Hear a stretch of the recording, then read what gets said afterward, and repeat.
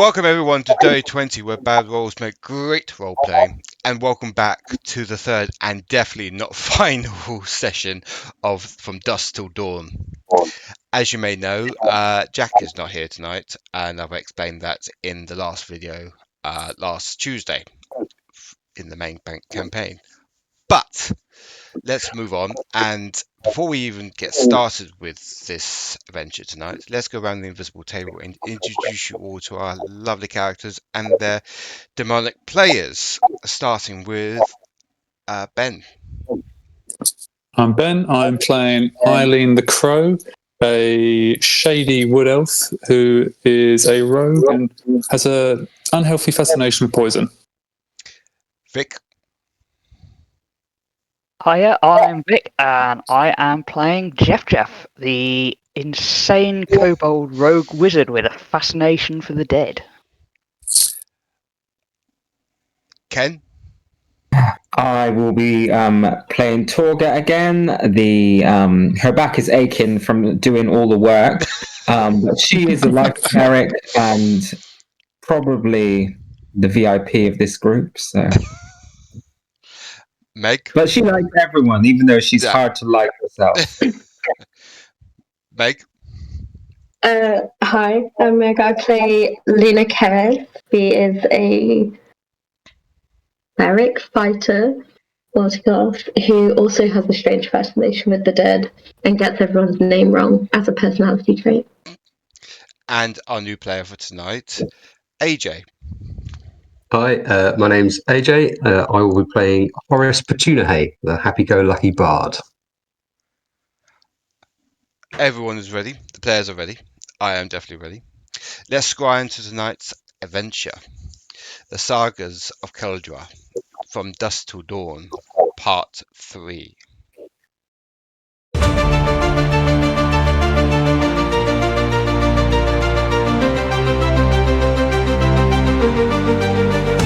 In the midnight's velvet shade, silent whispers softly fade through the corridors of fear.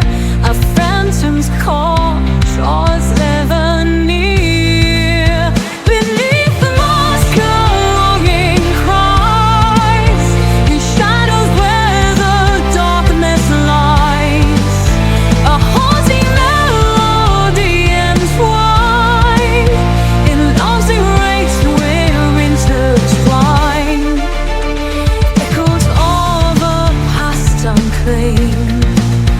In moonlight's glow the heart is made. A secret dance in spectral light, where dreams and sorrow meet at night. Beneath the mask a longing cries in shadows where the darkness lies. A haunting melody. And we're back. So, let me get my notes up and remind everyone what happened last time. The party woke up on the second day, cooking breakfast with a knock at the door. They met a tiefling named Finn and a kobold named JeffJeff. After a while, talking about how JeffJeff and Finn got to the graveyard cabin and what has happened with the other party members so far. Some of you went on a little merry spree in town of Rock Hollow as JeffJeff went in search for a library to talk to a guild master there. No, it wasn't a library, it was a magic shop, wasn't it? Or magic guild. It was a mages type guild, I believe. Mages guild. Yep. Just trying to get my... The guild master sends you off to the library to find out more about Christos and his necromancy ritual he was planning. JeffJeff steals the book as he wanted it autographed by the corpse maker himself. You all met back at the cabin to discuss what the others have found out in town and plan out the next stages of the mystery. As the party heads into the graveyard for the second night, they were ambushed by a female necromancer and her undead. After a long battle, the party was vanquished and continued to head deeper into the graveyard. After a while, they found a crypt of the Gar'rek, a high elf family well known in this area for their riches and trade. 400 years ago, tragedy struck when the family was dying of a mysterious disease, and the last of the Gar'rek went missing and was never seen again. Shira, the wife of Tarkan, her coffin was empty.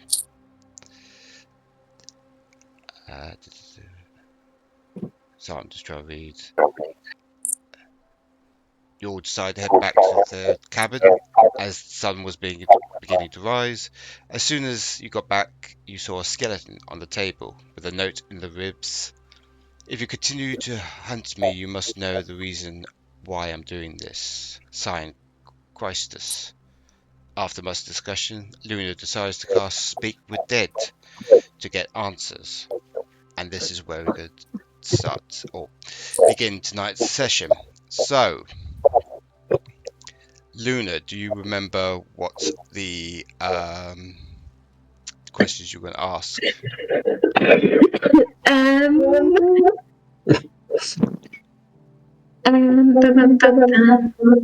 I think they were in the Discord. Yeah, did we last play in November? True. Jesus. Yeah, they are in the Discord. So I have these ones. I've got what's your name? What's your relationship with Christ's corpse maker? Was corpse maker alive when you were? And then I have an open question. And do you know of House Lionel? Yes. So, where we left off, the skeleton rose up, all intact, with green glow in the eye sockets as the head looks at you, Luna.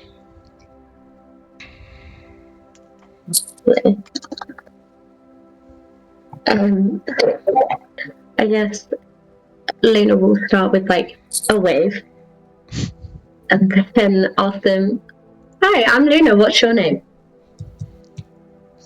Cassandra. Karen.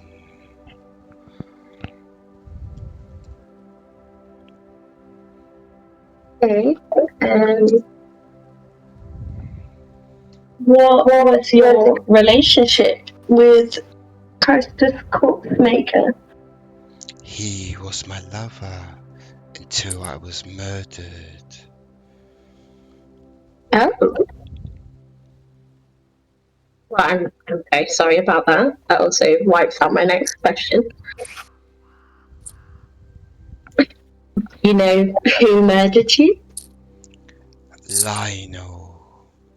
That also wipes out my last question.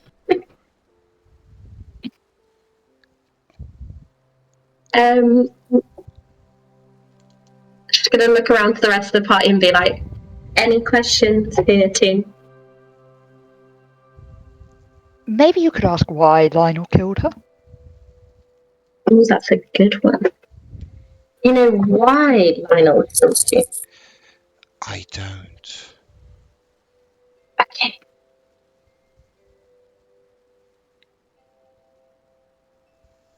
I have one more before this magic fades. So, has anyone got anything they want to know?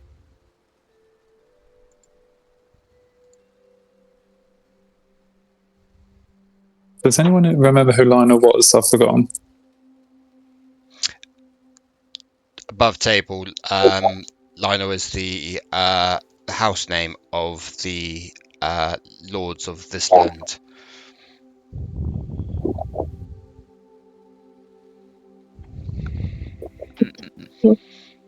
You could ask her why all these bodies are buried here, if she knows. Why this graveyard's so big.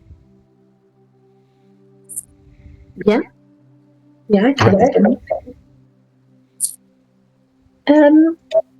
Do you know, Cassandra, why this graveyard happens to be significantly more populated than others we have been to? Like, why is it so big? A lot of dead soldiers and disease for what my father has told me.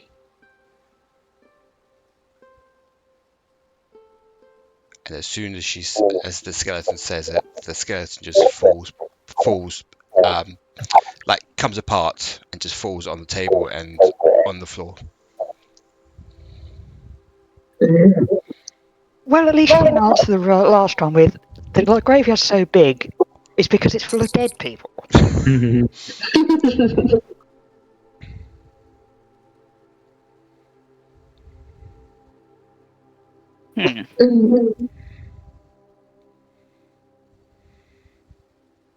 She didn't say which one of the Lionels killed her, though, was it? Lionel. But it's Lionel. Oh, Lionel Richie. First and last of his kind. the first one. I mean, it's entirely possible. She didn't know which one. If it was dark.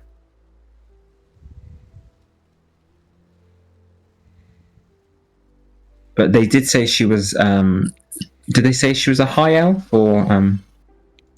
They didn't say. Did we tell from like looking at the bones what kind of structure? Make a medicine check, please. You can have guidance. Is guidance the plus D4? Yeah, that's it. Yeah. What's my medicine?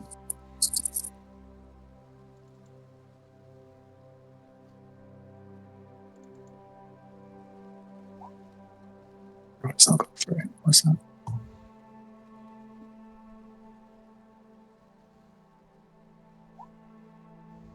Why is that not rolling?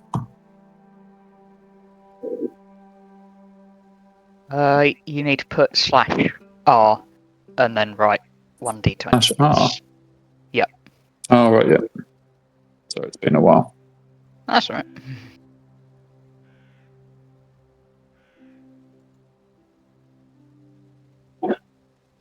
Come on, Eileen. Come on, Eileen. Oh, God. Dead. All that for that. What do you get? 10. Oh, Torgga's in there. I'm gonna say, Torgga, you can tell by somehow the bone structure and all that. It's a mixture of human and elven structure within the skeleton. So See, Eileen, that's the sign that it's a half and half. You can tell the bones are a bit more frail looking, but not as frail as an elf's. I know these things and mis studies.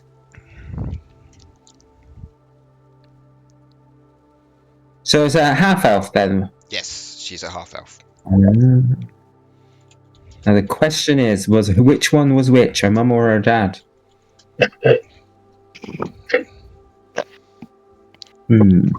Is that really relevant? It depends if you're interested in them sort of things. But what are we doing next?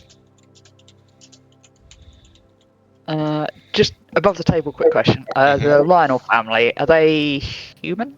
Yes, they're all human. Okay, so it's not like some elf dwarf. No. I'm sure there was something though about elves or something somewhere along the lines. Like the I can't remember what it was now. The ones that are in charge or something. Oh, the above table, the Tarmirian dynasty did rule over this continent with an iron fist until about, I would say, 700 plus years ago, when there was an invasion from Orathian humans who took over this continent, and it was the end of the Tarmirian domain. So there's a bit of a there's a slight similar, well, bad blood between a few human families and the elves, but not that bad if they're making babies. Can't argue with that logic. Oh. Or maybe it's a Romeo Juliet type situation. Yeah. Ah. You hear a knock on the door. I'll go, says Torgga bravely. Can Torgga move their character? Oh, there they can. You open the door.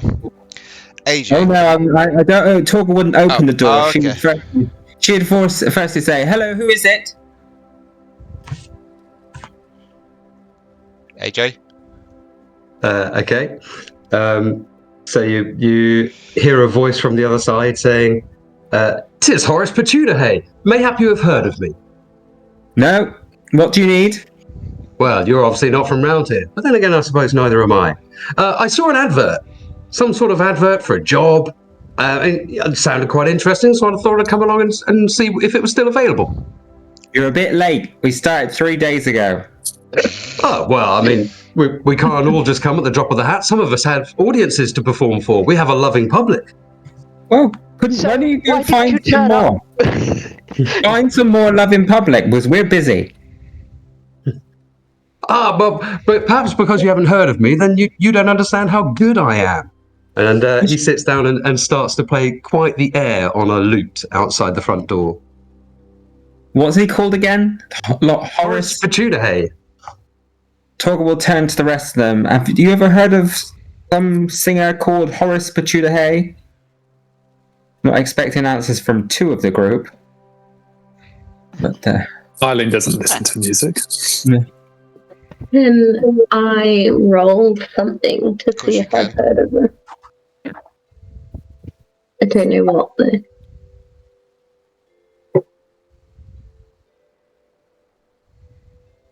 I suppose it would partly depend on where you guys are from.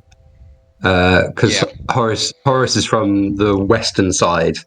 Although he's travelled around a bit. But if you haven't been over that way, you probably wouldn't have heard of him.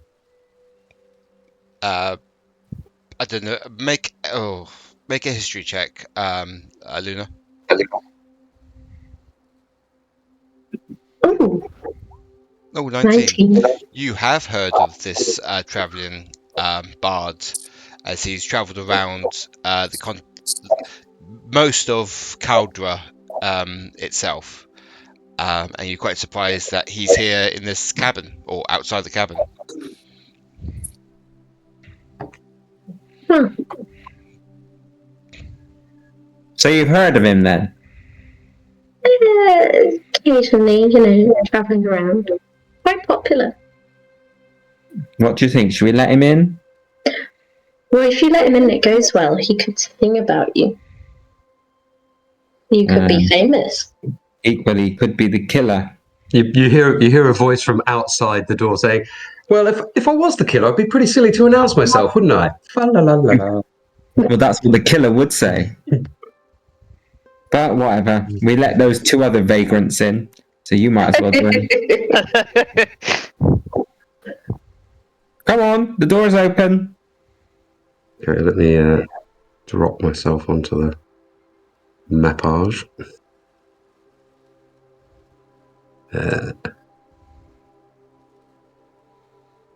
I can't seem to drop my character in. Okay, don't worry. But anyway. So you've come to the side of the table and you see the skeleton before you.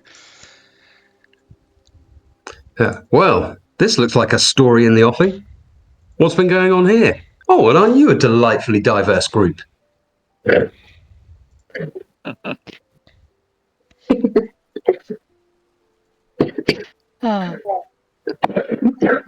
I think JeffJeff is going to be completely ignoring this new person and is currently examining the skeleton, considering if he could raise it.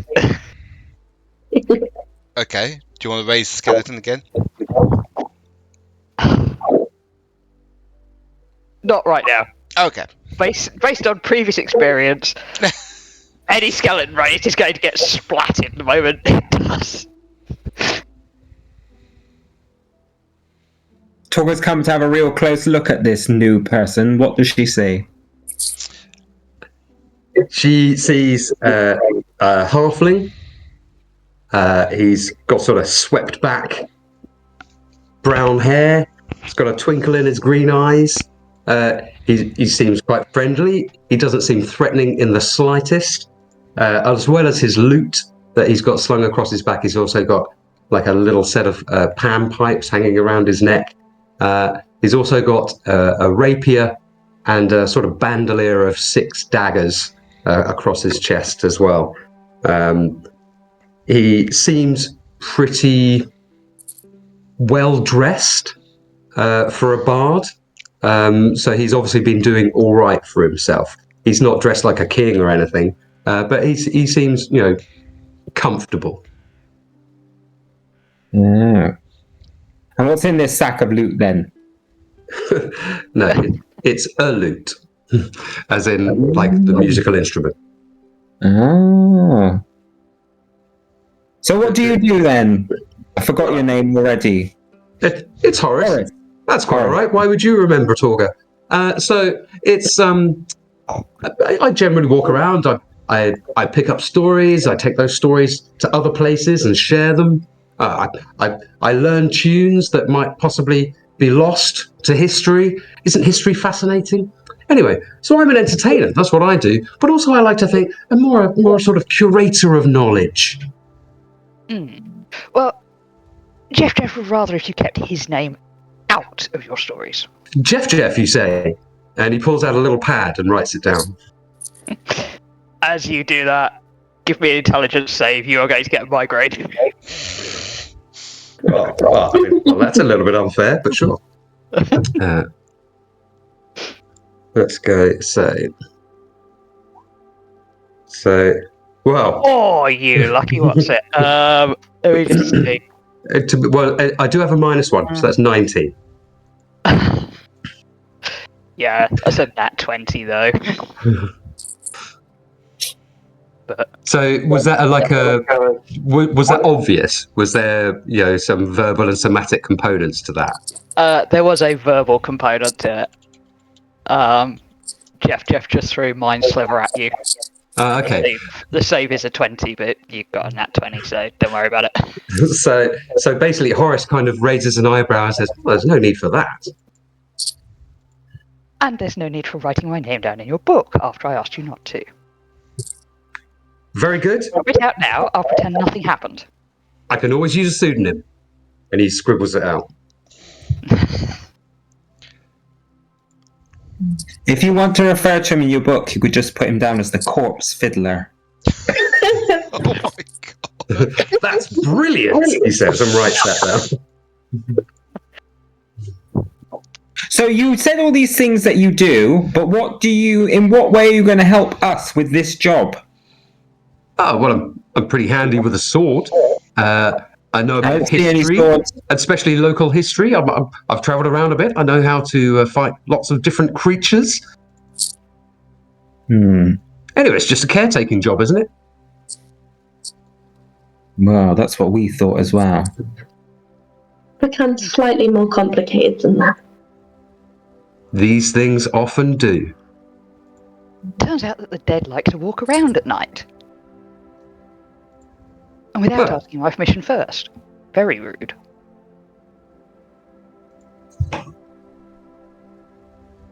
Interesting. So I assume we're going after the person responsible, yes? Also slightly more complicated than that. The issue seems to be finding said person.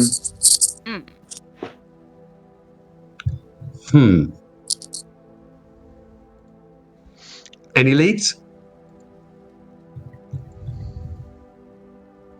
Well, the closest we've got is probably related to a necromancer. Wonderful, wonderful chap. I desperately want his autograph. And I have been promised his head. Christus Corpsemaker. Would Horace have heard of Christus Corpsemaker? Make a history, please. Okay. Plus my +3, 12.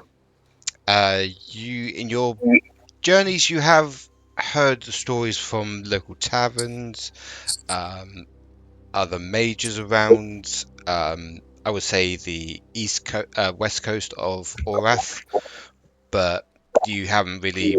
All you know is there's rumours and mythos about him. Nothing, solid. Yeah, nothing concrete. Yeah. Okay, so I passed that on. So I've heard of him, but I don't know anything that might help in this situation, unfortunately. Apparently, this body here on the table was his lover. When she was alive. Yeah. Or I sort of. Oh, no. Are you shouting that out of the bog? Yeah. She's gone to have a rest. This is too much for all these people turning up and expecting the same cut of the prophet. Give her a terrible headache and a bad belly. No, don't worry about the profits. I'm just here for the adventure. That works with us mighty well. Right, so some people are getting paid in cash. I'm getting a head. You're getting a tail. And I'm getting a great story.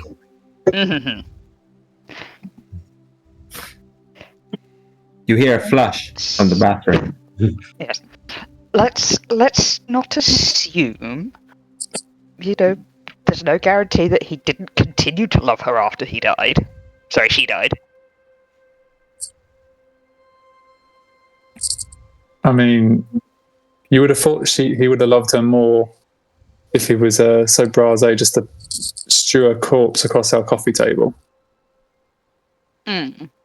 Although, if he's a necromancer, then maybe he did love her more after she was dead.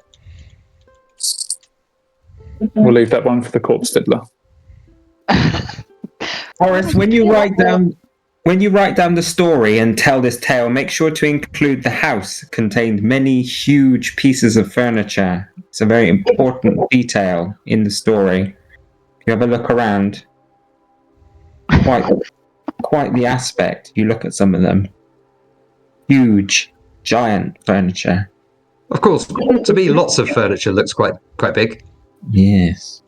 Can you make your token smaller?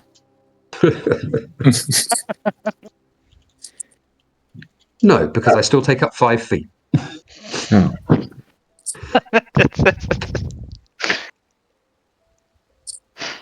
5 feet round and less than 5 feet high. Hey, I'm about 3.5 foot high. 5 feet round is fine. Right, you're probably still taller than JeffJeff then, because I think he's about 3 foot. Whilst you're talking, you hear another knock on the door.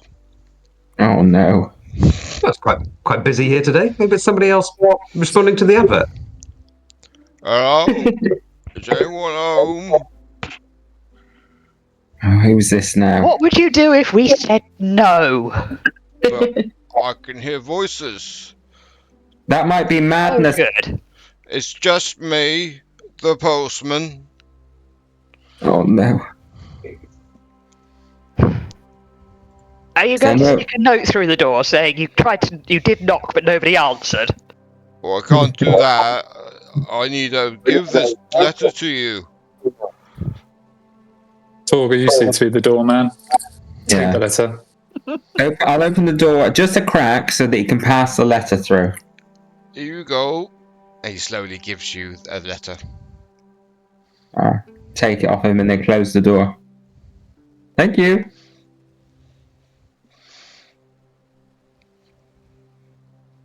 What's in this letter then? I'm sending it to you now in your DMs. So you have to read it out.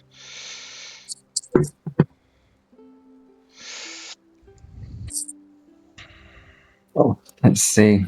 It says, hello, mighty adventurers. My name is Ralph Tabs.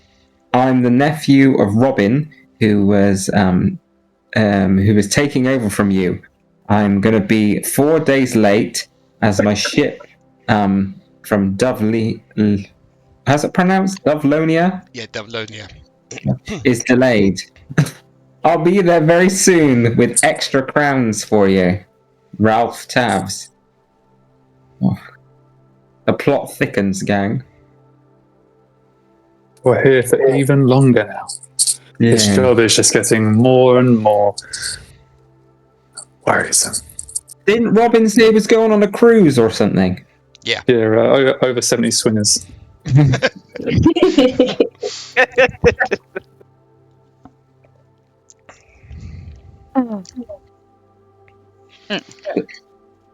So yeah, we got a letter. So his replacements coming in, we assume 4 days' time.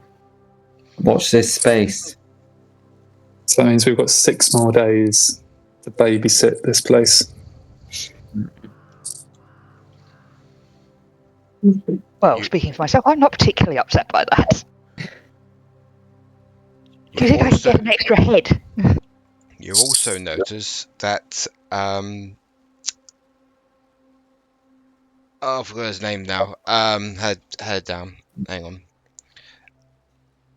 Oh, gotta cut this out from the recording.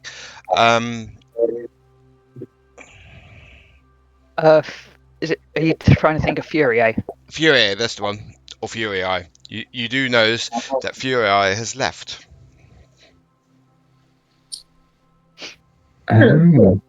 Without you noticing. If you're not recording this, I just assumed you had forgotten to get rid of the token. No.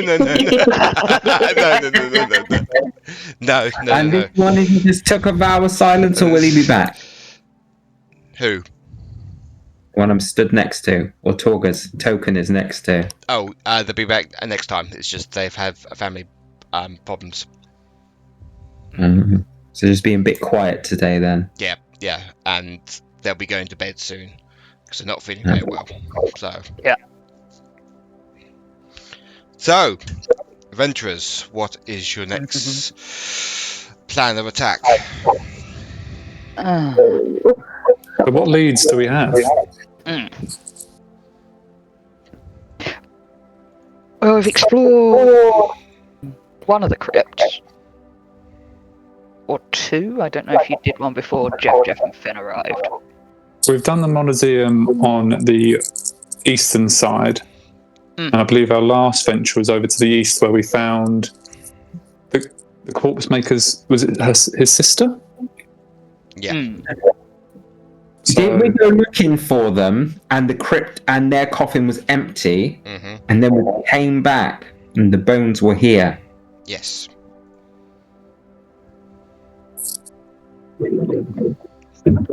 would it be worth going to speak to the day team and asking if we could find the graves of some of the people in question, like the Lionel family or anyone else of interest? Good idea. If they're that big a family, they should have like a family tomb or mausoleum or crypt or something nearby, shouldn't they? If they're the ruling family, they definitely should. They'll all be in the same place as well, most likely.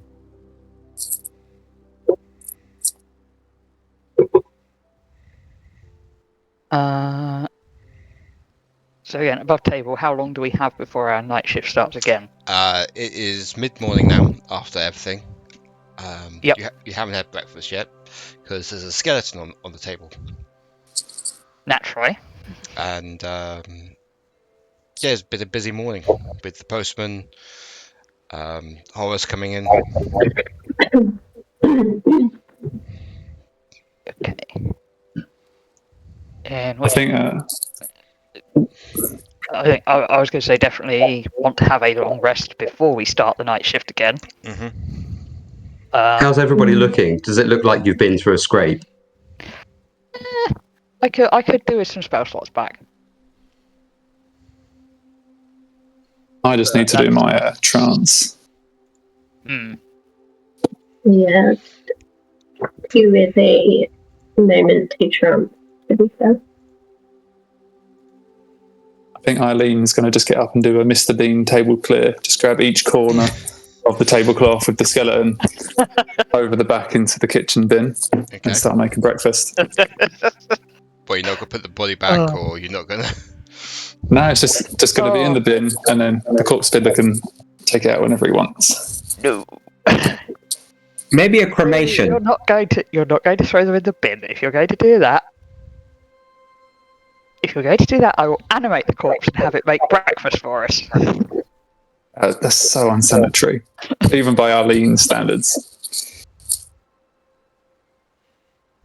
And by JeffJeff standards. Well, Horace would say, "Oh, don't do that," and he casts Unseen Servant, and the servant starts tidying things up and making breakfast. Yeah, I'm still going to mark it off as a spell slot that we have. JeffJeff has a new animated skeleton friend. This one is called Dan. Dan. Yeah. I think the last one was called Steve. Yeah, it was. God damn. So where have you put the skeleton? Hang on. I do have them as tokens. Hang on. Did you put it in that bloody barrel? No, he's going to be over by the kitchen watching the unseen servant doing breakfast. As daft as that sounds.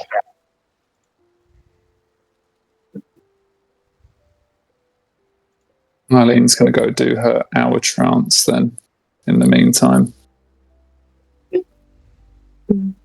Okay. What's everyone else doing?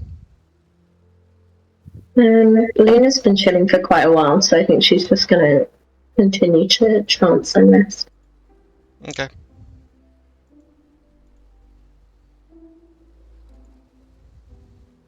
And Horace will be sort of just generally inquisitively nosing about a bit, not really bothering anybody. Some general kind of very light strumming on the lute, which is so light you basically almost can't hear it. And sort of extremely gently kind of singing to himself, but you can't hear what it is. And if anybody gains HP at the end of this rest, receive 1d8 extra. Ooh. Ooh. Okay. You. In which case, yes, if we are taking a short rest, I will. Oh, sorry, JeffJeff. Sorry, yeah, no. I'll take advantage of that short rest and Okay. gain some hit points. Finn is going to stand up, and they're going to say they're not feeling very well. They feel dizzy, and they go lie down.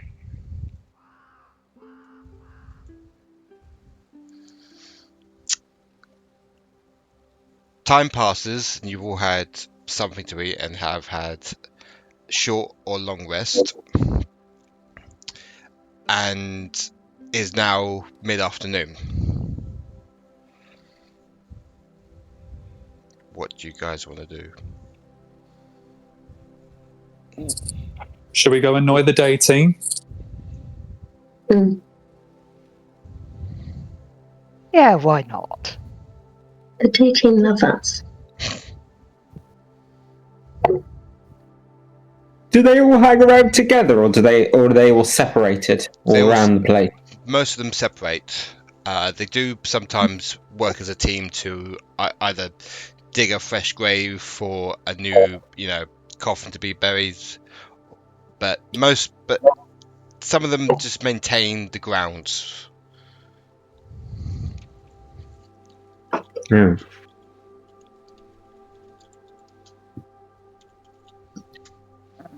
Torgga will say, if that's the case, should we separate and take an area and have a bit of a spread out? Might help us find them quicker. I mean, by all means, Torgga, you could just fly up in the air and point them out to us. Yes. Or have they got like a to-do list somewhere? Surely they'd be organised and have some sort of they come and sleep here when we're out and about. They go somewhere else, don't they? So they wouldn't have their to-do list here. They're local, so they stay in the town and everything, and then they come to the graveyard.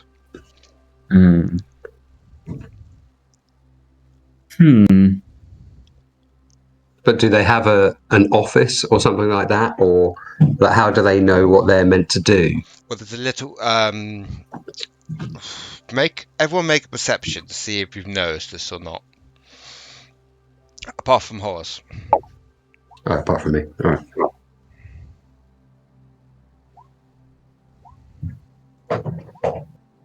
Oh, play out Jeff Luna. Oh, well, okay, so everyone apart from Torgga, you've seen there's a little, kind of a medium-sized shed near the actual gates to the cemetery. And your best bet is that their to-do list and their equipment are in that shed.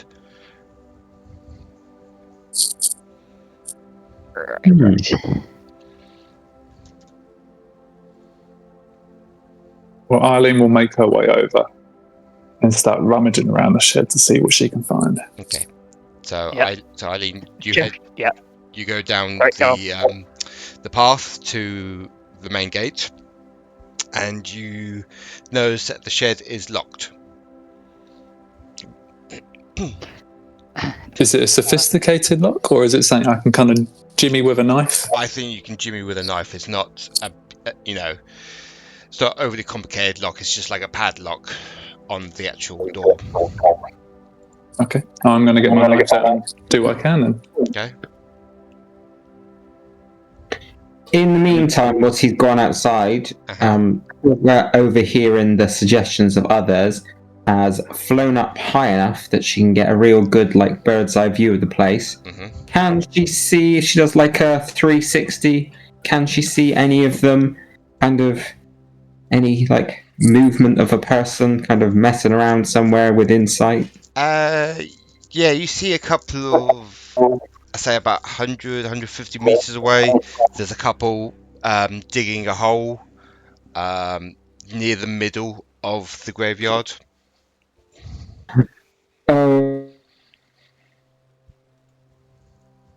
Outside and can see her. If she sees anyone there looking at her, she'll kind of give them a wave and kind of just like point downwards and then make a beeline towards the workers. Luna will follow her. Okay. Jeff and Dan will as well. Okay. and Horace, what's Horace doing? Is he Horace would have gone over towards the shed, I imagine. Okay, so we'll do the shed first. What do you need to roll for this? Can you make me a sleight of hand, please, Eileen? Of course, anything for you. Oh, 25. 25. You easily you open the lock, or the lock opens, and you take it off, and you open the shed, and there's a few spades. There's some hedge trimmers there, another tools as well to maintain the graveyard, and there's a to-do list on the other side of the shed door. Okay, I'll just read through it and I'll read it out for my companions to hear as well. Mm-hmm. So it basically says that Samuel and Roland are digging a fresh grave for the old lady Hubble who passed away in the night. They'll be doing that all day. Oliver and Simon are cutting the grass on the northeast side of the graveyard. Russell, Davis, and Brian are just potting around, sorting out, basically cleaning the whole graveyard, like moving the leaves along, cleaning the headstones, that sort of thing. Yeah. And what are these two that Torgga can see doing? That's Roland and Samuel. They are digging the grave. So, is there a like a plot number next to where they're meant to be digging the grave? So, is there any way of telling where should be freshly dug and where shouldn't be disturbed? Yeah. It says CA 1616 is the plot number of what they're doing. of them digging. If that makes any sense. Okay, so we can assume that if there's any other sort of anywhere that looks like it's been dug, Yeah, it shouldn't be. it shouldn't be. Yeah. Okay, so Horace will sort of mention this, and how far away are the others? Like they're going towards Samuel and Roland, aren't they? Yeah, they are. How far away is that? I would say it's close to the center of the graveyard itself. So say it's about 150 meters away. Okay. Well, Horace will suggest that we should let the others know, and maybe see what Samuel and Roland have to say, and then we can go and talk to the ones cutting the grass. Okay. So you head off to see the others. We're going to go to the rest of the party. As Torgga and Luna and JeffJeff, and who else, Jeff? Is it the skeleton Dan? Skeleton Dan. Mm-hmm. You all come to where Samuel and Roland are. They're, I'll say, about a quarter of the way through their digging, and they all look up. They tip their hats up and everything to see you. All right, what are you to? Luna would like to mimic the hat tip, as she learned that worked well last time. What are you up to? I'm sorry, do you speak common? I'm speaking common. What are you up to? The other gravedigger goes, I'm very sorry about Roland. He is very country boy. He says, what are you doing? Right, well, we're the night... Excuse me. We're the night shift. Could you point us towards where the Lionels are buried? There's only one line. I think Your friend who can speak. I think it would be best if you serve your purpose in silence and let your companion communicate, because clearly it's not a skill you possess. Digging may be your forte. But fucking bastard. He keeps on digging. Oh, he can swear, can he? How convenient. I think you offended him, Tilton. Roland said that there's a Lionel, or a certain family of Lionel, buried in the far north part of the graveyard, next to the old oak tree. North side, old oak tree. Excellent. With me, Dad!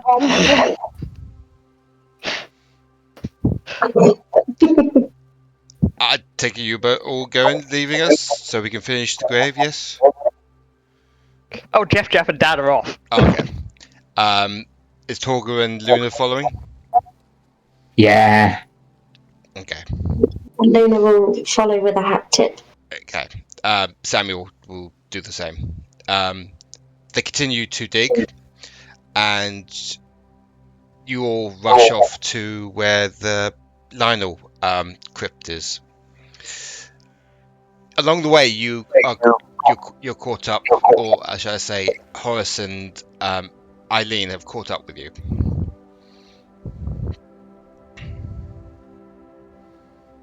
Should we not wait until the sun goes down? Should we not wait until it's actually nighttime to explore this crypt? Well, I mean, it does fit the atmosphere, but we could go now, look, make sure that all the tombs are shut, and then if we come back after dark and one of them's open, we know that something's about. And also, That's not a very a good lot of idea. creatures of the night don't like the day. Yeah, okay, cool. We can also see what changes as well, as Jeff has said.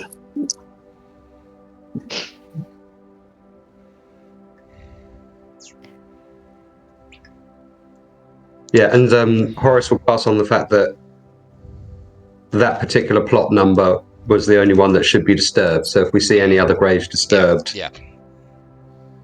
they are not meant to be. No. You get to the old oak, and you see a very unique crypt, or a mausoleum, where it's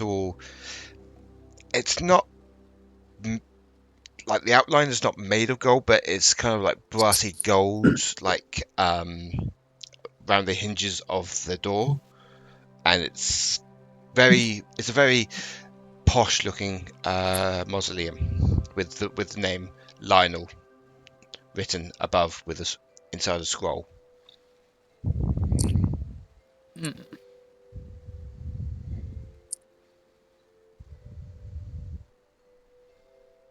Sorry, did you say there was a lock on this one? No, there's no lock in it. Okay. In which case, I walk in. You walk in. No, let's be sensible about this. I send Dan in first. Okay, Dan walks in. Walking in. And you see from the outside there's only one. It's quite a spacious mausoleum room, but there's only one stone tomb inside. What? What, like a sarcophagus? Yeah, kind of, yeah.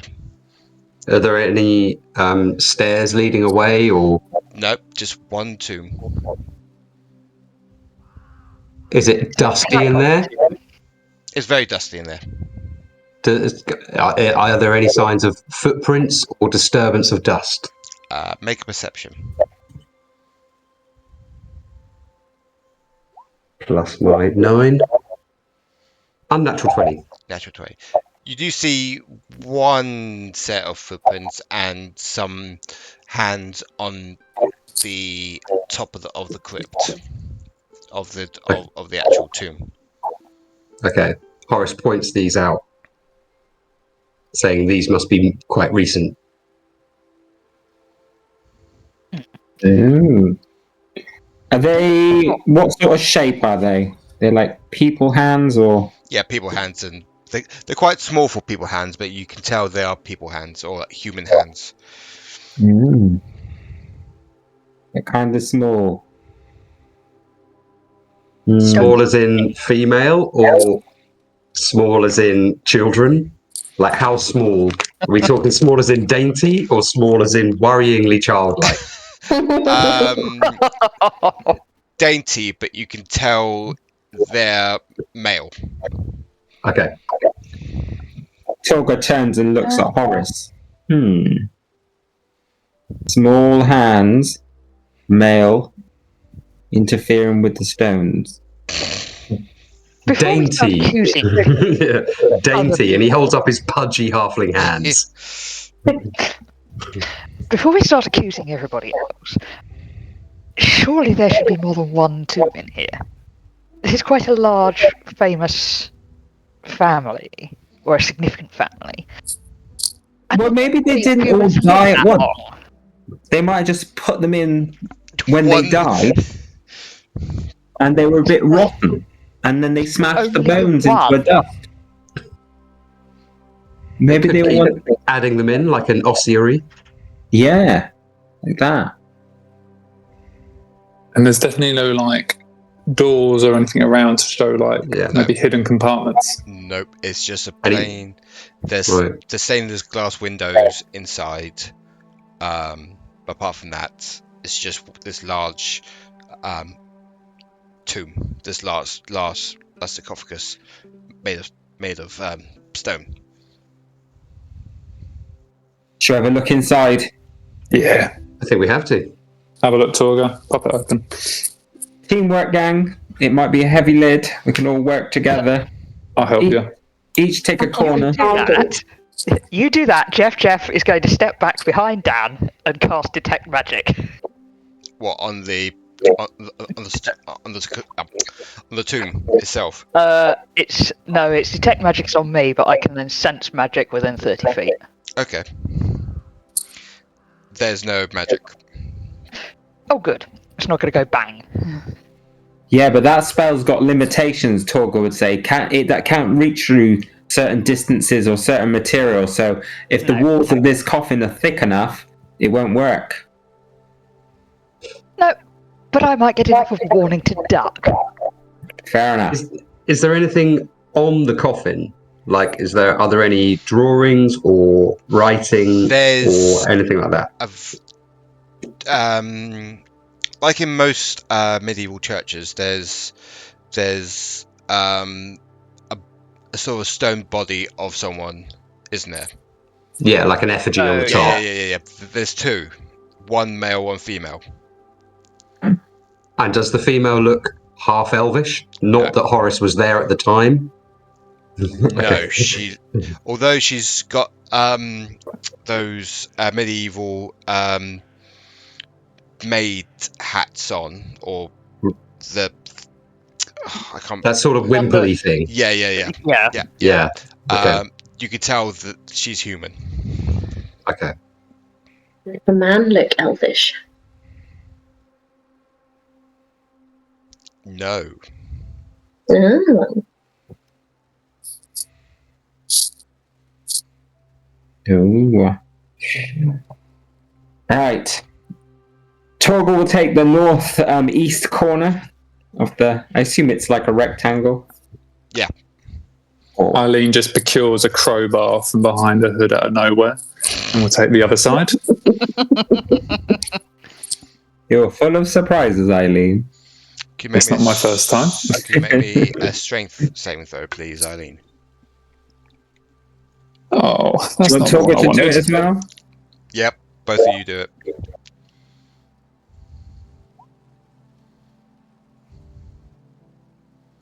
There's a dirty 20. Oh.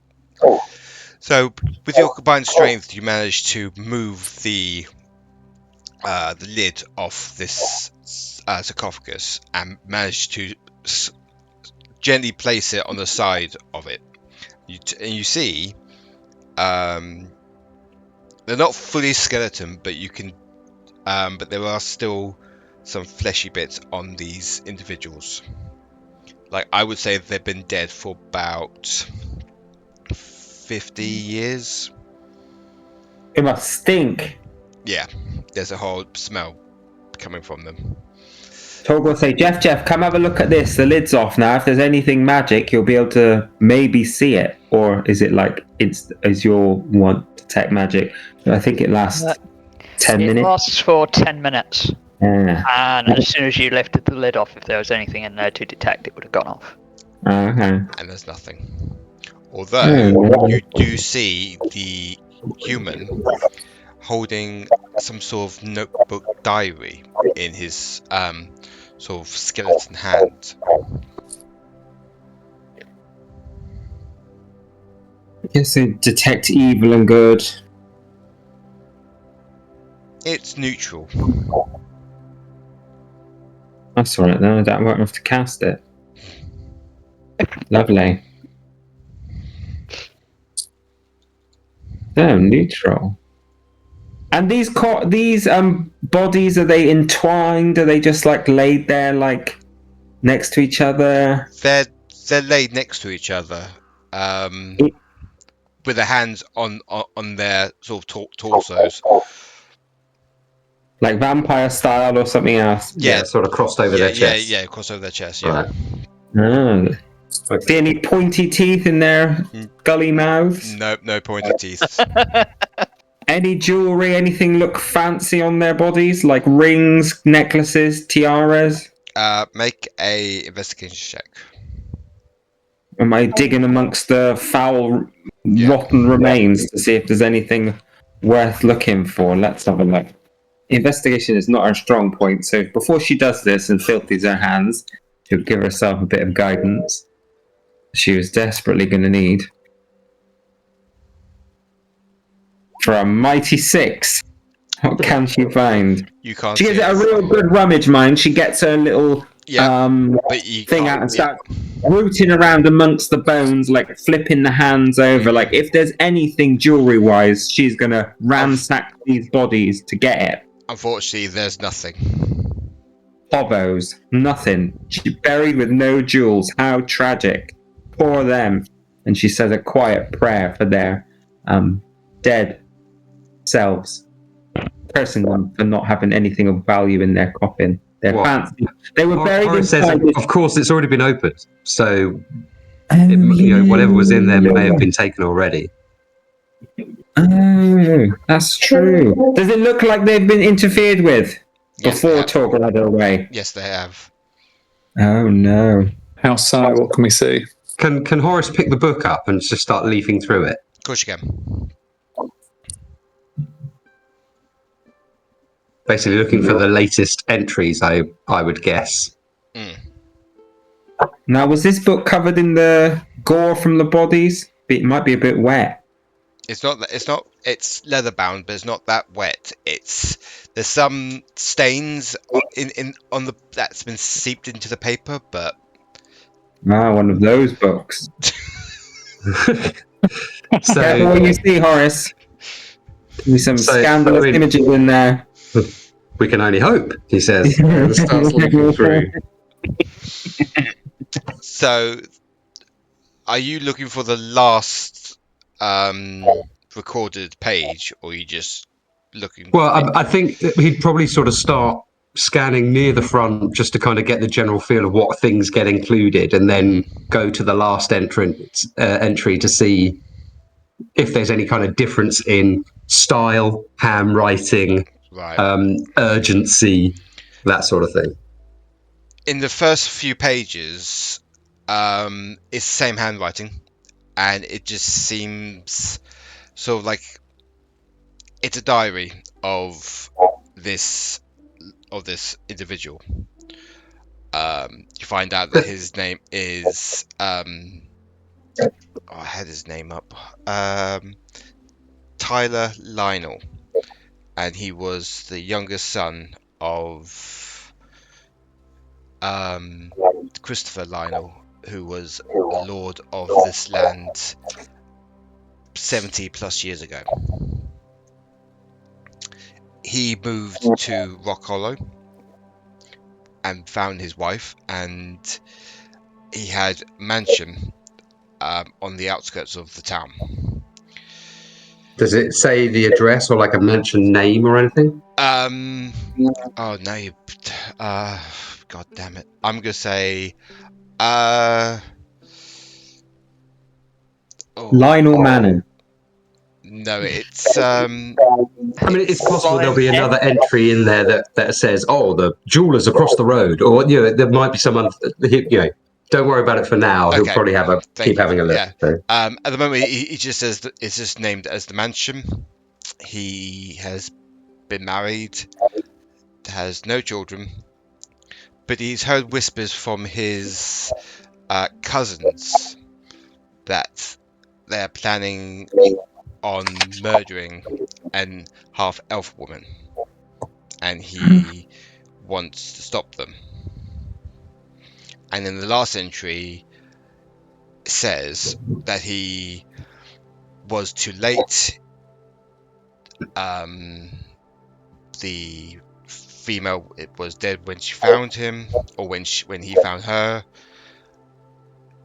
A man came into the tavern room and got angry with him and threw him out of the first floor window, and he is paralyzed.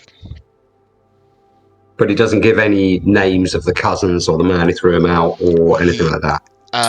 He gives the names of Tristan Lionel and Ricard Lionel. And this is all dated 70 years ago? No, this is dated nearly 50 years ago.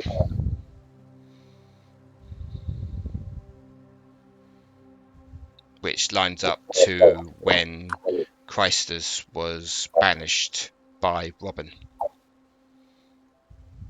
Mm. And he says that he is fearing for his life and his wife's life as Rickard has threatened him. And that's the last entry. So, can we see any kind of like what might have killed these two? Are there any like damage to the bodies? Make a medicine check. The guidance herself first. Which you probably need. Oh no. Let's see. A total of 18. When you've been rummaging through the male body of Tyler, you notice that there's been some cut marks in the actual ribs. Like on the edges of the ribs, there's like some cut marks. And you would assume that someone stabbed him multiple times. Stabbed to death then. We assume they could have finished him off first and then stabbed him up a bit. But he clearly has been stabbed up.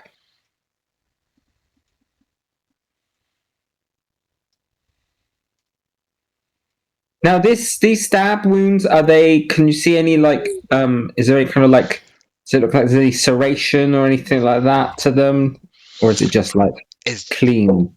Basically, they look very like a straight edge knife or sword that went through him. Yeah, and there's no healing to the bones or anything like that, so we can assume that's what finished him off. Yeah. Stabbed to death. And what about her? Dire sadness? Sadness or stabness? Yeah. This is not episode 3. Make a medicine check on her. Was the first one not good enough? Surely she'd have just looked at both of them and decided. Fair enough. Okay, fair enough. I'm going to say that you notice there's a sort of a cut mark near her, I would say her spine, where the neck was, and you could tell that someone deeply cut her throat. As you can see, one of the actual sort of like rivets in the spine has like a sort of like a curved cut in it.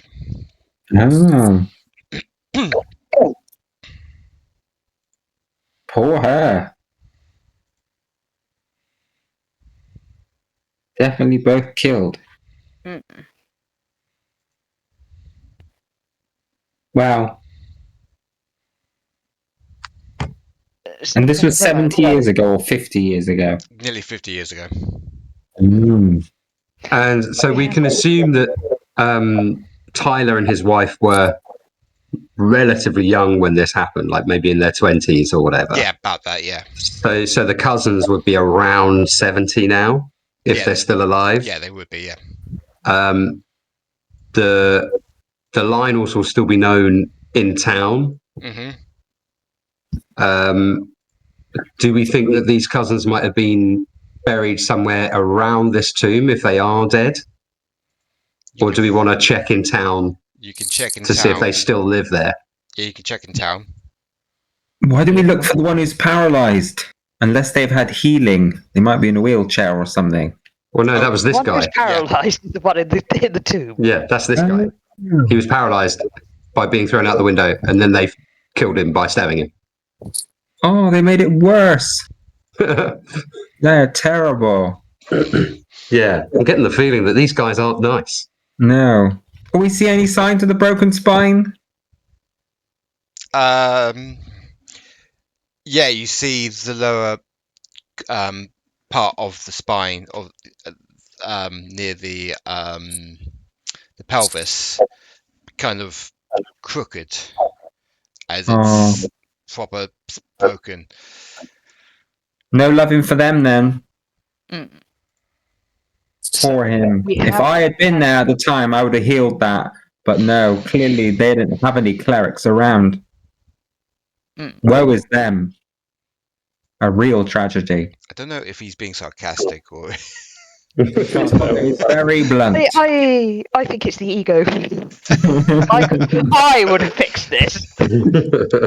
Well, I fixed Limpy, didn't I? Even though he didn't deserve it. And his rude piece of a daughter. Did I see her in it? Well, something tells me they didn't want him to survive anyway. Yeah, that's true. And didn't want no children either. How cruel. No babies for her.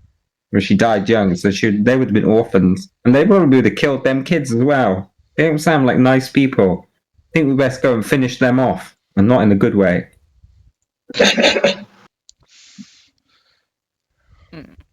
Any signs of where they might be, or is that why we're going to town? I think that's Well, why the mansion. Yeah. That's why we go to town. All right. Do we know if the mansion's still around? Like, have we heard about it? Make it a history with a. Yeah, make it a history.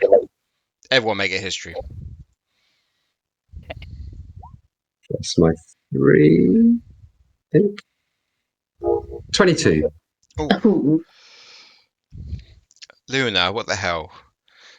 She doesn't like to remember things. I never remember how to do it on particular stats, so apologies that I'm just kind of rolling dice and just adding in what I know what my stats are. So I'm gonna say that Horace knows about the mansion, and so does fortunately JeffJeff doesn't. Yeah, just Horace knows that it's been abandoned for nearly 50 years now. As no one goes in it because everyone thinks it's haunted. So it looks like that's our next port of call. To the abandoned haunted mansion we go. Lead on. Horace, you know the way. Unfortunately, it is getting dark though. Oh no. Yeah, we have to do Horace can't see in the dark. So what do you guys want to do? Gonna have to Well, if we have time, if we've got a full 8 hours, which I doubt from what you said, I could do with a long rest. I mean, half of you could go to do the graveyard. This is above table, and half of you can go to the haunted mansion. Ooh, split the party. How are we feeling? I feel like we've been okay with the encounters so far. I mean, Horace is pretty happy-go-lucky, so he'll just be like, I'm fine with whatever. I'm happy to go to the mansion. Yeah, Horace has to go to the mansion, doesn't he? So he can take people there. And... Yeah. Ooh, spooky haunted mansion. Maybe the cleric wants to stay in the graveyard? But there are 2 of us. Oh, okay. So 1 each then. That's good. I'm staying with Eileen. Are you going to be able to fly your broom in the mansion, Torgga? I can fly this broom wherever I please. I'll go through a window if I have to. You're the closest we've seen you to ground. No. Yeah, it might be a bit of a challenge. I did not take dispel magic, otherwise that broom would be unmagical very quickly. Oh, I got a ring this time. Let's see. I mean, JeffJeff can pick locks. If we are going to a potentially locked up mansion, That would be handy. okay, so who's going where? Before we go, Horace will create like a little rose and put it on the bodies of the coffin, and with prestidigitation. Do we want to put the lid back on this before we leave? Yes. Yeah. Sounds smart. And maybe put a big extra weight on the top. Has anybody got alarm? No. No. No.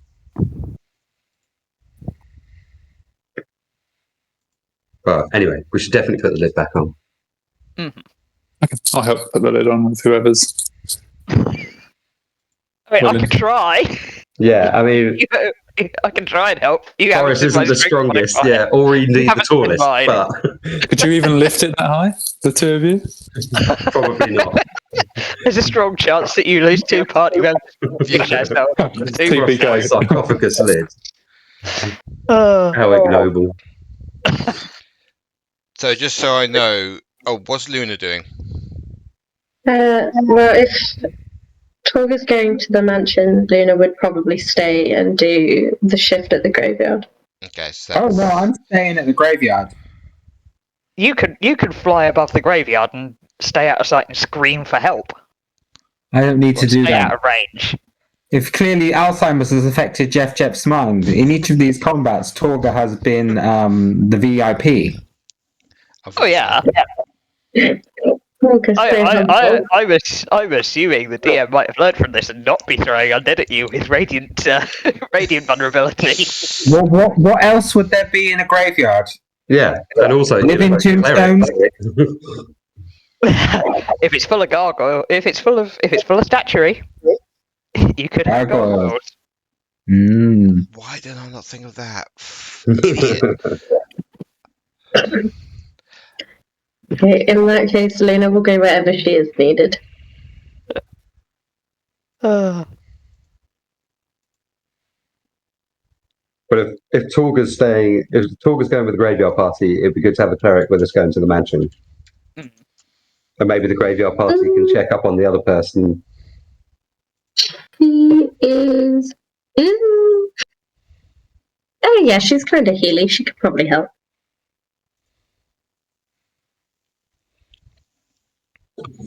So who's actually staying at the graveyard? Is it just Torgga? Can't leave Torgga by herself. just I'm Torgga. not staying by myself. You mad? This bloody place. Torgga No, by my luck will be herself. flying zombies next. They're called ghouls.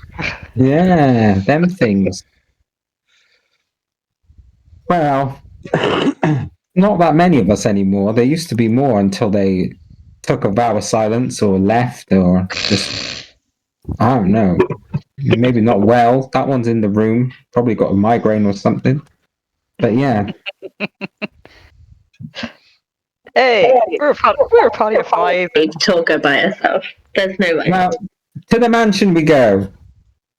Okay. You can have Dan. I could leave Dan with you. He wouldn't do anything. I don't think we can skip a whole night in the graveyard. All of us. I think we are going to have to split up. All right, I'll stay here. I'll just go on my broom and fly around a bit.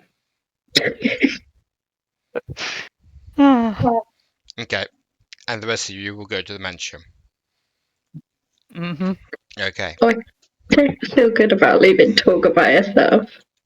Put it this way, she's probably the safest one out of all of you. She's 70 feet in the air. Oh, yeah. And geared up for fighting undead. Yeah.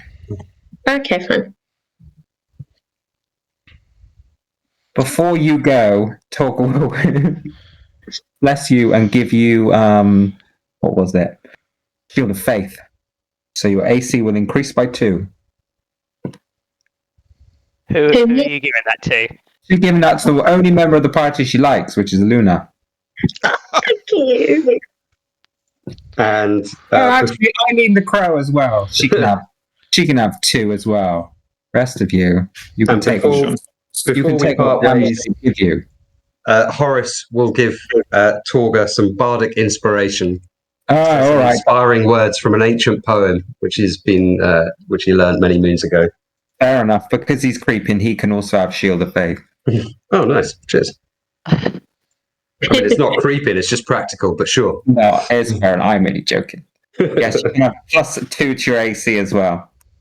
And you get a D10 of bardic inspiration. Lovely. How long does Shield of Faith last for? Shield of Faith Isn't it like 8 I- hours? I think it's like a I minute. can only do it once as well, so only one of you's got to make Concentration. concentrate on it for 10 minutes. Oh, okay. Just Luna then. Sorry, guys. That's And be fine. quick. Be quick. Get there, get back within 10 minutes. Will that last the journey to the mansion? It will take about 20 minutes there and back again, probably. You'll be a bit safer on the way. Yeah, I'll just keep it. Okay, Ah. so the party splits up as Torgga flies into the air, preparing for her shift. The others head into town to the haunted mansion. And this is where we're going to take a 10 to 15-minute break, everyone. Oh, lovely. Awesome. So everyone Great. can get themselves a drink, have a pee, and just be prepared for what's going to happen next. Which is nothing. I mean, it's all going to be totally safe. Everybody of knows course, that. yeah, it's going to be totally safe. Yeah, of course. So we'll see everyone in the next 10 to 15 minutes. Yes, surely. Yeah.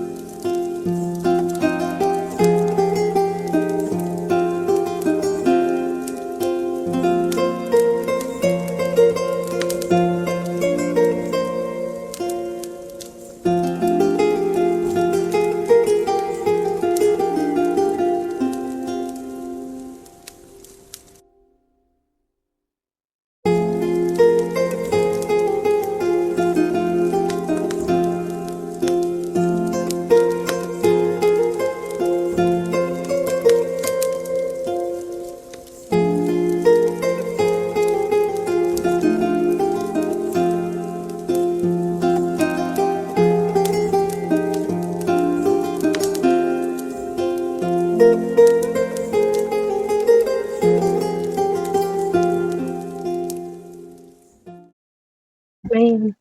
And we're back. So we're going to focus on half the party for the remaining of this session, whilst Torgga is flying around the graveyard like a headless chicken.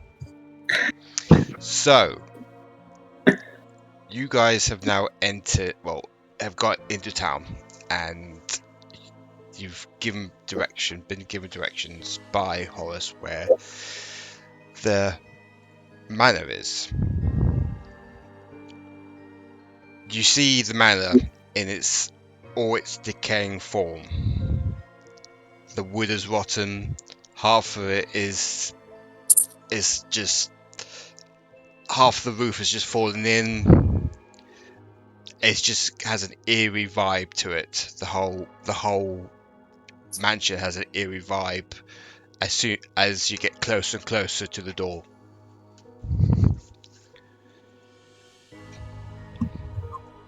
Okay.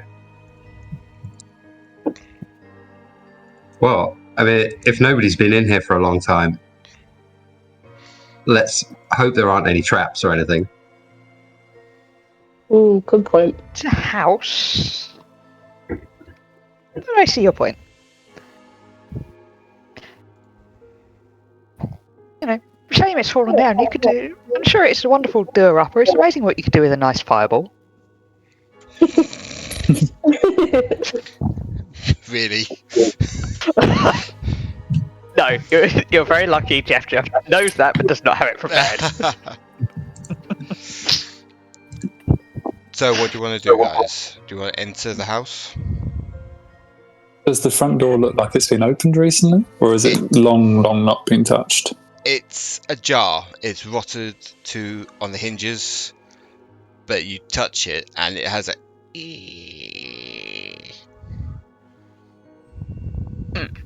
Well,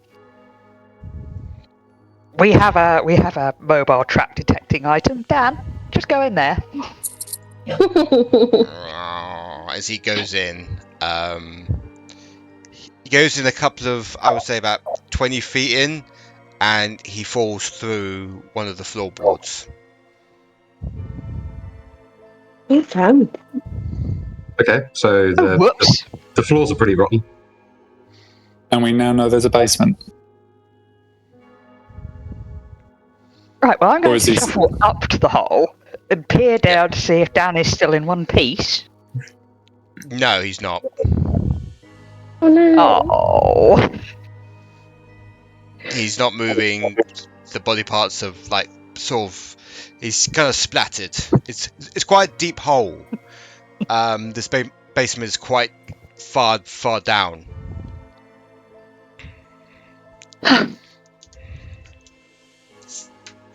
As you Well done, Dan. We salute you.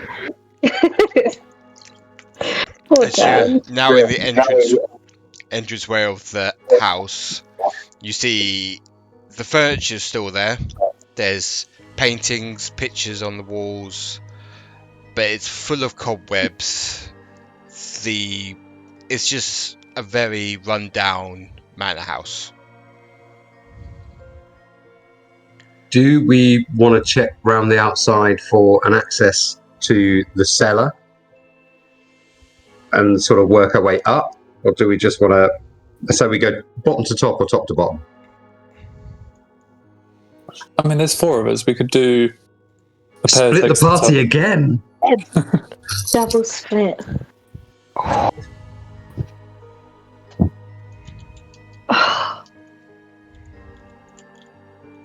I mean, that's me saying that above table. Horace is like, yeah, sure. I'm happy to go rummage in the basement. I am going to put my hood up.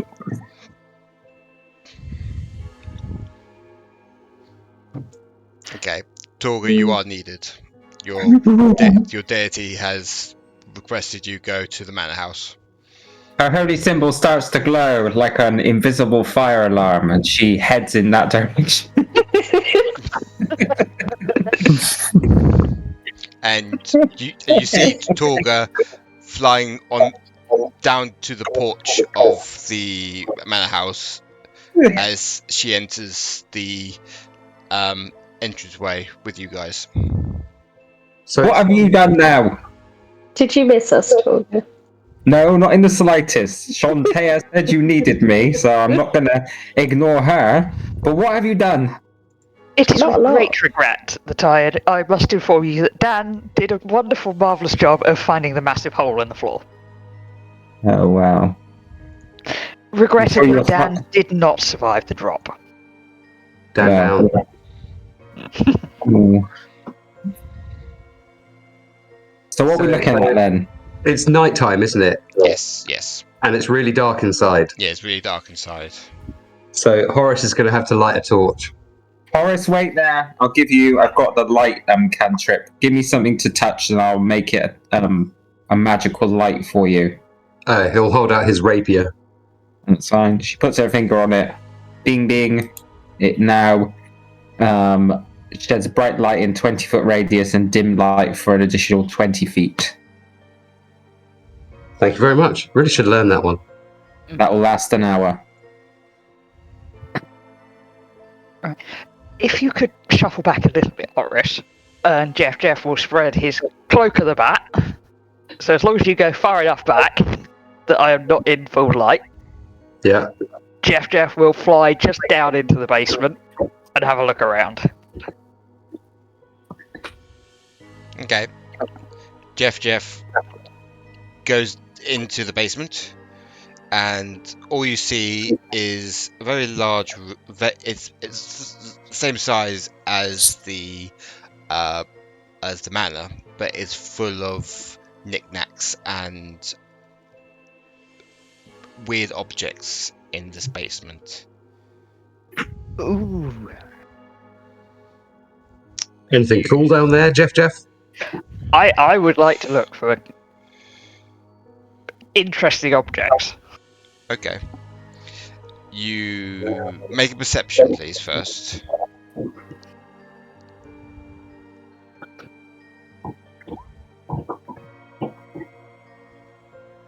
That's a 30. 30. Wow. Bloody hell. So you notice there's quite a large chest on one of the.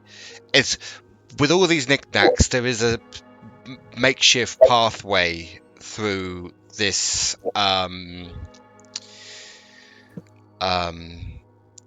through this basement, but it's more like a hoarder's. Yeah, that's exactly how I was picturing it. Yeah, it was basically it's like a hoarder's, like Aladdin's cave. There's loads of weird chests, weird statues, but there's one chest that's drawing you quite close. You open the chest and you see the chest is full of rotten dolls. Ooh.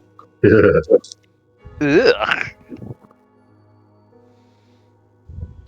Like Wooden dolls? wooden dolls with painted faces that have a very, even with its rotten, very worn faces, they still look very creepy. Right. I found some disturbingly creepy little voodoo doll things. There's rather a lot of them.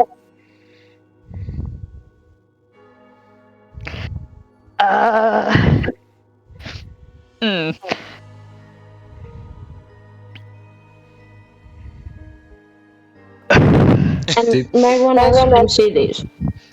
No, Yeah, we don't. at this point. Yeah, because you're just peering downwards, and you can only see a bit of the hoarder's collection, but you can't see the whole room. Okay. Eileen's going to walk to the hole and just, JeffJeff, can you see any stairs? Oh, look. Can I see any stairs? Make a perception, please.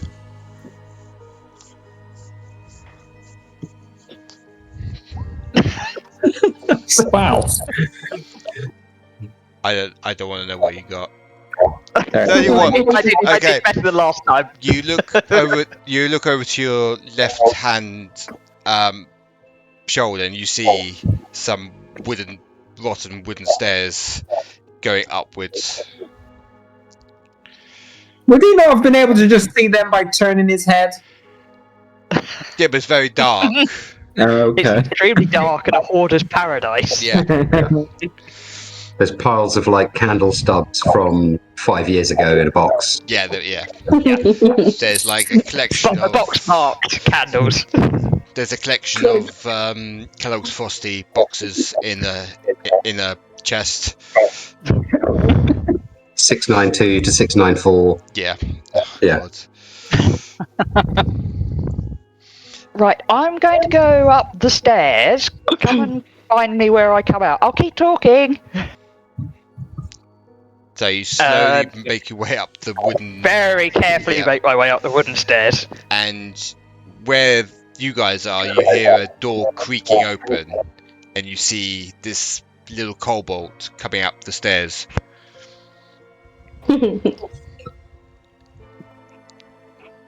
Great. Right, So yes. This way for all those who want to visit the House of Horror.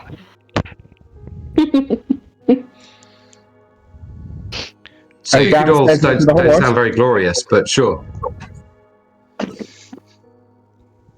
So you all make your way downstairs to the basement, where you now see the huge trunk of a collection of dolls, wooden dolls. Why are they all in a chest? I know this might sound weird, but going down the voodoo aspect, do any of them look familiar?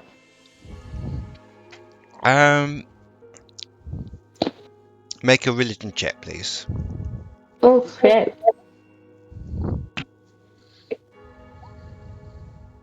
Oh, I thought I'd be better at these. I'm going to guide myself as well. They are evil, by the way, Torgga. Oh. 14, you don't recognise them. Wait. Well, 15. Can I tell what they are? Because are they aberration, celestial, elemental, fey, fiend, or undead?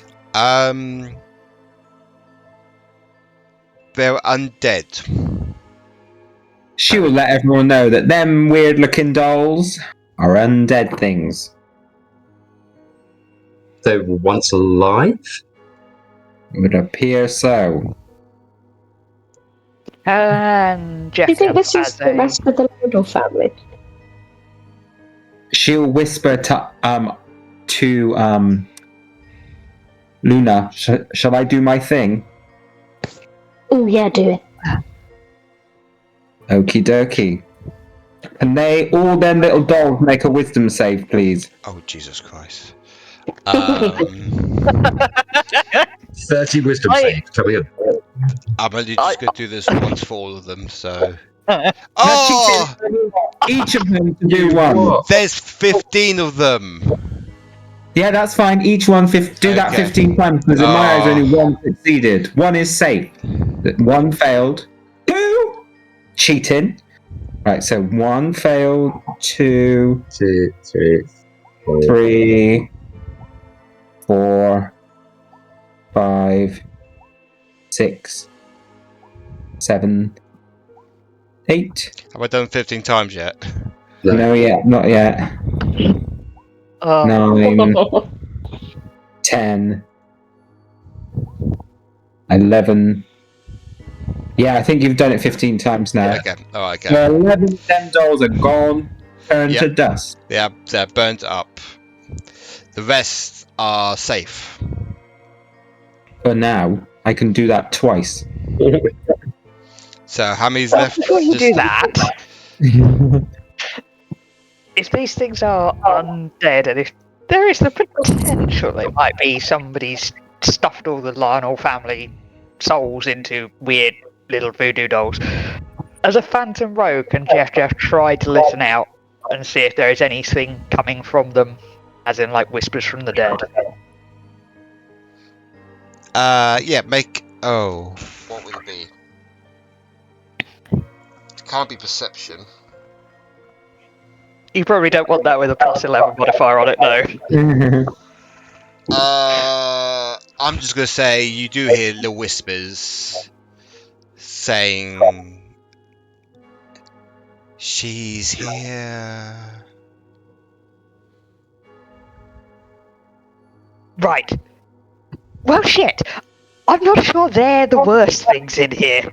Apparently, there's a she here as well. A she? They're whispering, and I'm not sure.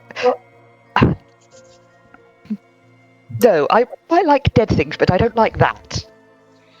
Why don't we just shut the chest, put something heavy on top of it, save some time? Yeah. I mean, I have oil and a tinderbox. I'm quite happy to just set fire to it. Maybe we shouldn't set fire to the ultra dry old house while we're inside it. Yeah, Is that- maybe. Is that she within 30 feet? Yes. She also need to make a wisdom save then, if she's undead. She's not, though. Oh, we know something now, gang. Woohoo.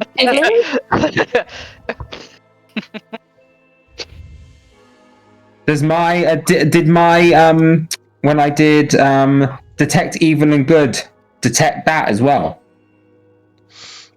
She's not evil and she's not good. She's kind of in the grey. Lovely, but is she an aberration, celestial, elemental, fey, fiend, or undead? She's a fae. And I know, you know, if there is a place, so I can kind of tell where she is. She is in the back of the. She's not in the mansion, but she's in the garden of the mansion. You should let her walk around. She's in the garden, gang. Eileen wants to start sneaking at this point in time. JeffJeff is going to do that as well. Are we being stealthy? Yeah, maybe we should all go. Two of us are. I would like to try being stealthy, please. Okay. And go outside, yes?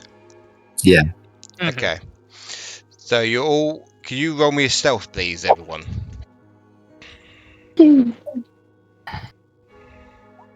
Okay. Ooh. Okay. That was a really bad roll from JeffJeff. Really? It's a 20. Yeah, with a plus 12. With advantage. And advantage. That is a bad roll from JeffJeff. What about Eileen? Sorry, my roll 20 is not responding. I'm just going to do it Don't worry. on the.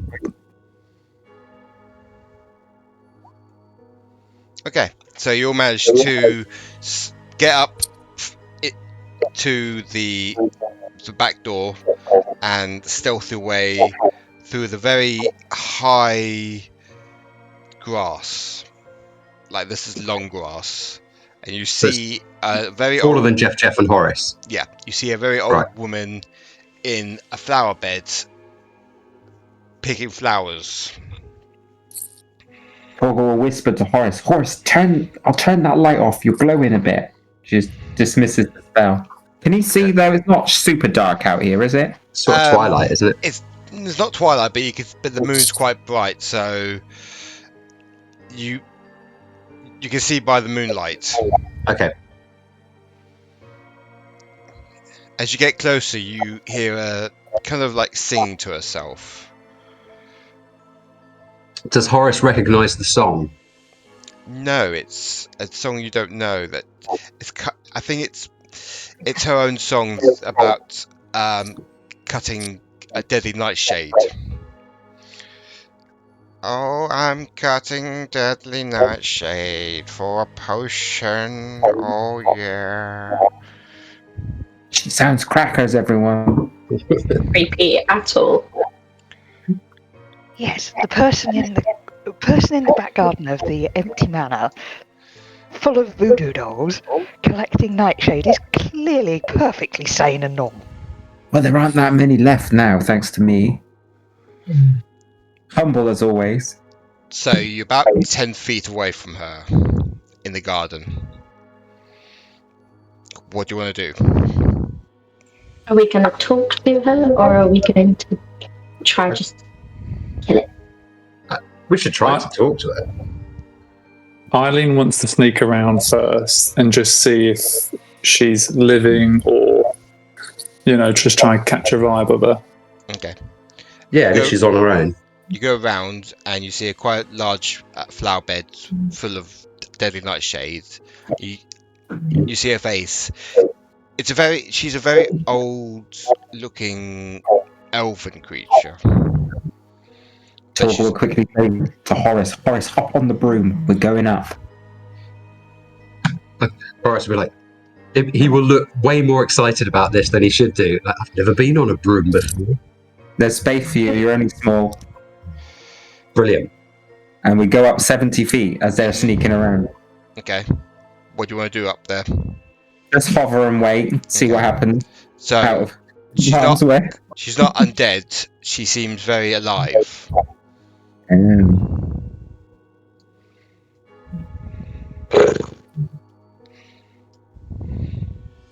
She's still singing?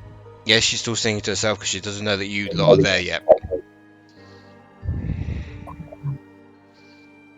Who is near Luna? Is it Eileen?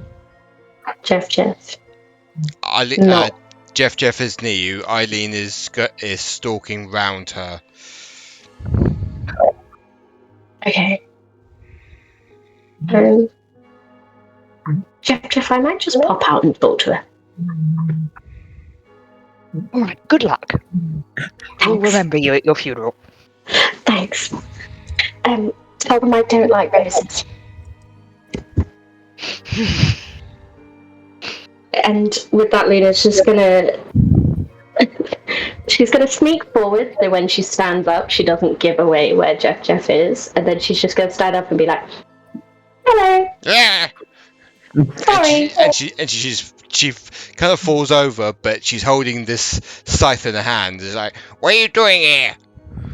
Oh, I'm so sorry. I was told Don't you know not to creep up on old ladies? I could have had a heart attack, you bitch. Well, I've apologised, so there's no need for name calling, but I understand. Is it just you? Just me. Just sent to have a look at the manor house, 'cause I'm doing some research on the Lionel family. Are you doing research on my house, are you? Your house. May I take your name? And she's going to pull some parchment out of her paper and pretend to take notes. My Fina. And how do you spell that? M-I-A-P-H-I-N-E.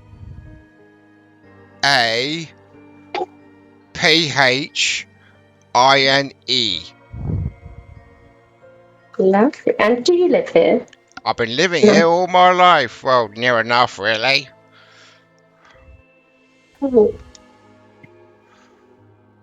Because I heard that no one stayed here anymore. Ah, that's what they all reckon. But I make sure the house is... Well, I use my tricks to make sure the locals don't interfere with my work. And your work might be? Witchcraft, of course. Oh yes, that's silly of me. I make deadly nightshade potions for all the... Well, the shady lot, if you know what I mean. So you sell poisons to would-be assassins? Yes, why not? It's a good living. Not judging you, no judgment here, Queen. Actually, really respect it. Slay, Queen. Slay, Queen. Slay, indeed. Sorry. So, speaking of would-be assassins and, slaying, sold any potions recently, or, I don't know, maybe, let's say, 50 years ago? You're talking about the Lionel family, aren't you? I am, yeah, your house, you said. Well, I used to be a maid for them, you know. Oh, did you? Any gossip? What do you want to know, love? Well, I want to know about... I heard that there was a feud between some cousins, and Yes. man of this house. So now, Lord of Dusklands, Tristan, him and his brother had a bit of a feud with the Lord of this manor. I was there the night when the Lord and Lady died. I saw it all happen. So he had a feud with Tyler Lionel. Yes. Do you know what it was about? Who killed who? What happened? Wow. My master wanted to protect Cassandra when she got back with Christus. But the the bloody Tyrells, fucking Game of Thrones, the Lionels, the two main Lionels wanted her dead. Because of some feud over their land and everything that them two wanted. And they knew if she came back, she would claim the land, so Tristan killed her. Killed Cassandra for her land? Yes. Okay, and what did Christus have to do with this? He was her lover. And did he react to his lover's murder? Yes, he tried to do a ritual in the cemetery 50 years ago, until poor old Robin, what I heard, stopped him and put a curse on him. So it all starts with her. Okay.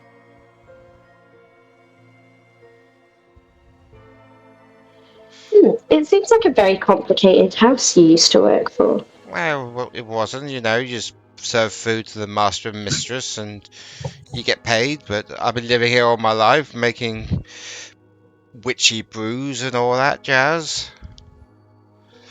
Could Horace would like to cast message and suggest that Luna asks about the whereabouts of Tristan, if Rickard's still alive, if there's anybody else that we should talk to about the history of the family, where they might be, etc.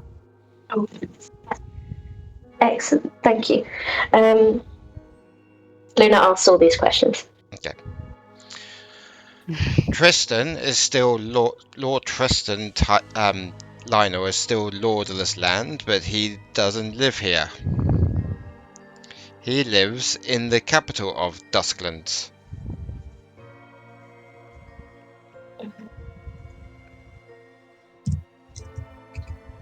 And Rickard? Rickard lives in the capital. As well. Okay. The main capital, not he lives in Kingsbarrow, the imperial city of this land. I see. Do you think there's anyone local we could speak to about the history of House Lionel and or Christus and Cassandra? Well, me, of course. I know all the details, all the ins and outs. And she just shakes her walking stick in the air and everything. Christ alive, all these children don't know anything, do they?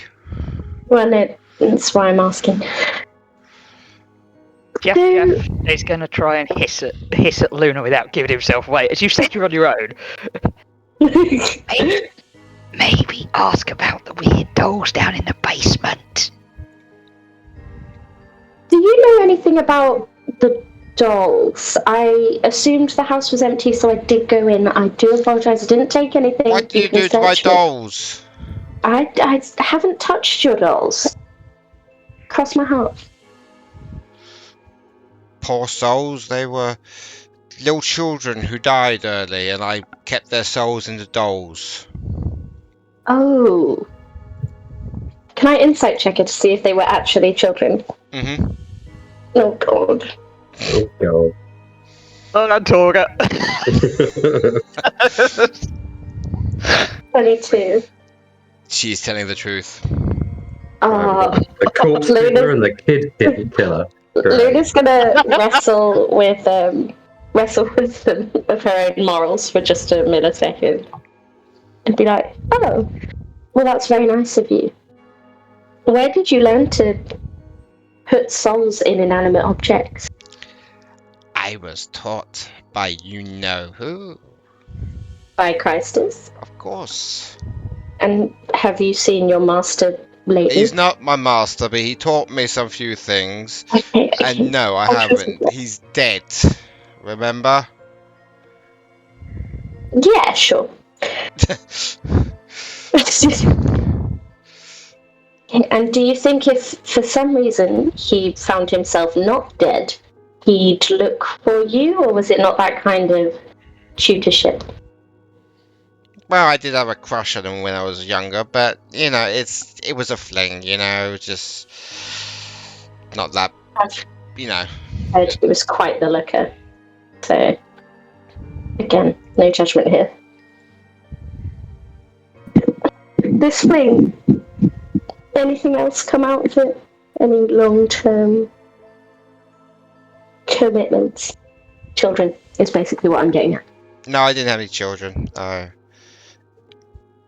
didn't find the right man. It's just kept to myself as a feeble woman trying to making a living. The best way to live, to be fair. Okay, well, this has been great. Thank you so much for your help. If I have any more questions, would you mind if I popped back? Of course you could. Just make sure you knock properly, okay? I will announce myself next time. I cross my heart. Again.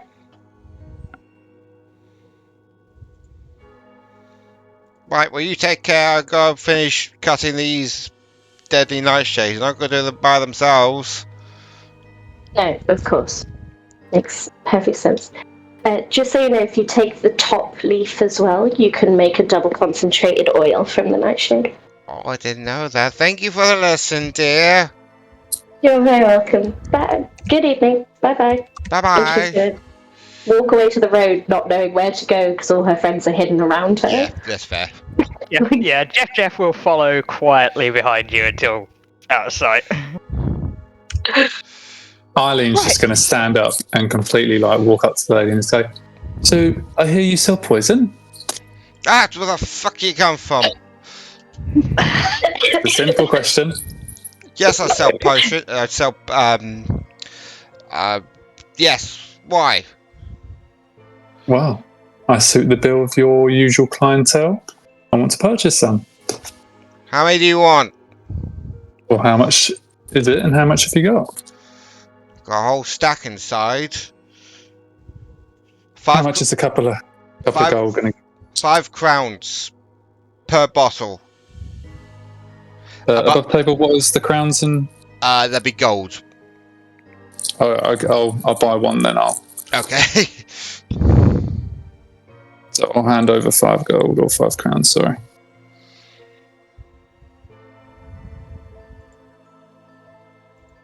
Thank you very much for your business.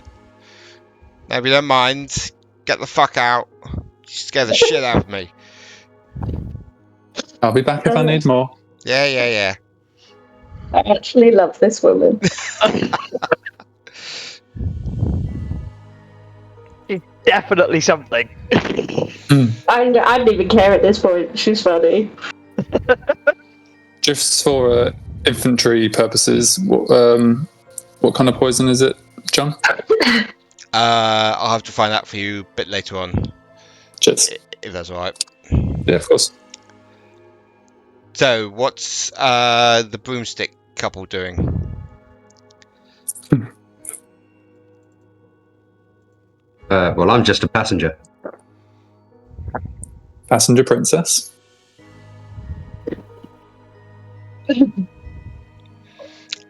Also, above table, I've posted in Mappy Maps where Tristan and Ricard would be. So Lord Ricard Lionel is the Lord of the Dusklands, who lives in Duskspire. Ricard, though, lives in Kingsbarrow as one of the king's personal friend. Oh, that's never good.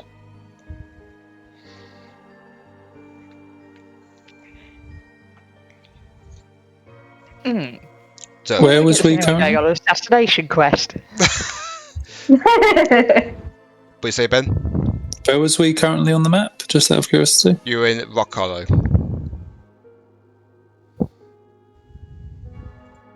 So if you see the map of So not Dusklands, massively far from Duskspire. no. Okay.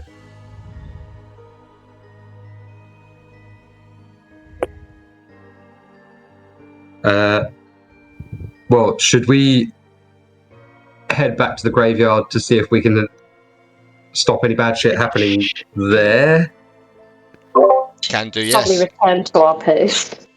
Yes. That's probably a good idea. The whole way back to the graveyard, Luna's going to be talking to Jeff about how buzzing she is that she didn't die. So you come out of the rickety old manor, and you walk through the streets of Rock Hollow to get back to the graveyard. As soon as you get to the gates, you hear a voice in your head.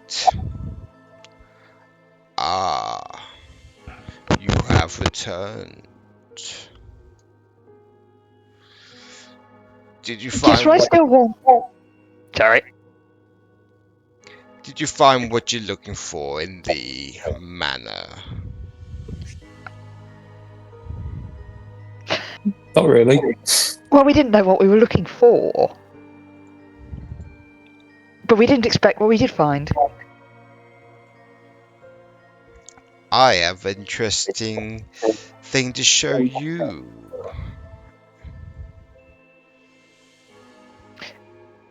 Oh, do share. Come to the old oak where you were earlier.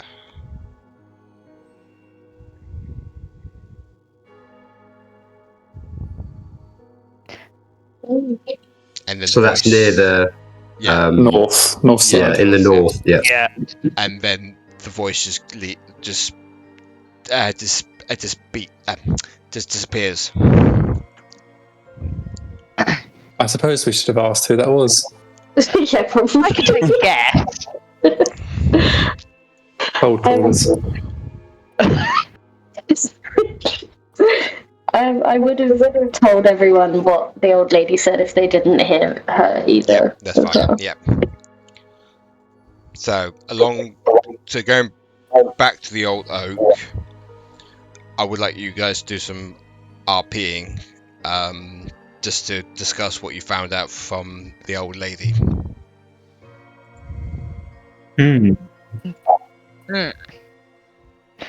Oh, it's a lovely little murder mystery, isn't it? This is a very murder mystery. Well, So he was a teacher then? he was her teacher. He taught her some things, but she had a crush on him. But I'm not 100% sold whether they were lovers or not, so the plot does thicken. Did we catch her name? Yeah, I wrote it down on this piece of parchment. You did. Miafni. Yes. Yeah, Miafini. Yeah, Oh, Mia yes. Feeney. Did we get a family name? No, you She didn't. said she was a maid for the Linors, and then I didn't ask that for. True. Are we certain that is her actual name? If she was a fae, specifically a fae, they don't generally like to give away real names. So names have power. Does Torgga know that she murdered a load of kids' souls in dolls? Oh, Jeff would very definitely have made sure that Torgga knew exactly that she was a mass child killer. No, those children were already dead. They've just gone on to a better place. Curious about the fact that they were apparently evil children's souls in dolls. I think it's because the very fact the souls are in there is unnatural, rather than any inherent evil within the children's souls themselves. Maybe it was good to release them. I'm starting to feel like maybe we didn't explain. Wrong, so you're wasting your breath. She's a staunch character. She wouldn't pay any attention to you anyway, corpse diddler. You are a deviant in your eyes. The worst kind. JeffJeff is very aware he is a deviant. And he is fine with that. He's at home with his truth. Yep. Still feels uncomfortable about the fact that you blew up a load of children's souls. There are a few boundaries. They were contained within those artificial objects. Better to be free than be bound. They're not all free anyway, some of them survive. No! You lose either way. Maybe we should go back and finish the job. Revisit again. Oh dear. I still say you could do wonders to that place with a match. You know, let me have a long rest, sort out my spell book. I'm certain I could go over there and blow the entire place up. I don't think the very old, trained by corpse maker Fey woman would be particularly pleased with you setting fire to her home. Well, in which case, I get some spells back, I create another skeleton and set fire to that and have him run into the house.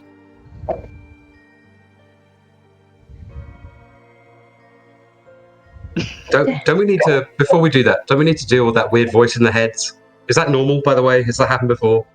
I feel like someone's waiting for us at a tree. The house ain't going anywhere. True, so. JeffJeff is very used to voices in the head. We can Not had that one before. That one's not hard to believe. The whispers of madness. I thought So we head Voices into, make very good suggestions. They're usually very entertaining. are we heading to this? Where do we know where this tree is? Yeah, it's in the Yes, north near north the side. tomb. It's north side. Where the Lionel tomb was, yeah, near there. Yeah. For goodness sake. I don't know about you guys, but I'm getting a bit sick of this Lionel family and all their drama. Seems like the cousins were not good people. And the only good people I've heard about so far are dead in that tomb anyway.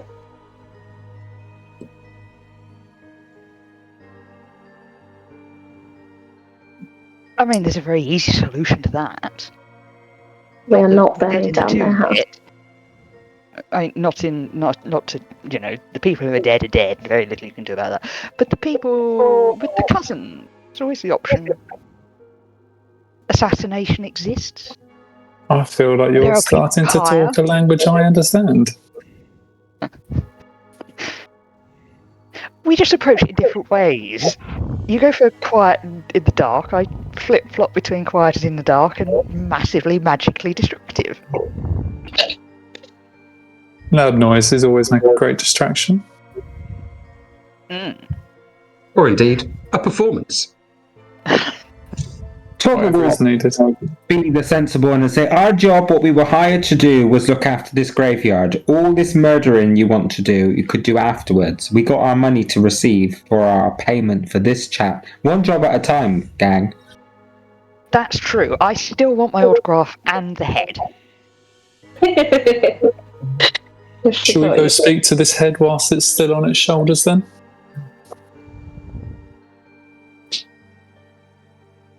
Assuming that's who we're meeting, yes. Or we won't know until we go and see. So, you get to the tree, or the what do you call it? Yeah, the tree near the tombstone or tomb of the two Lionels, And you see your friend, or a body of who you think it is, tied up on this tree, flayed. Ooh.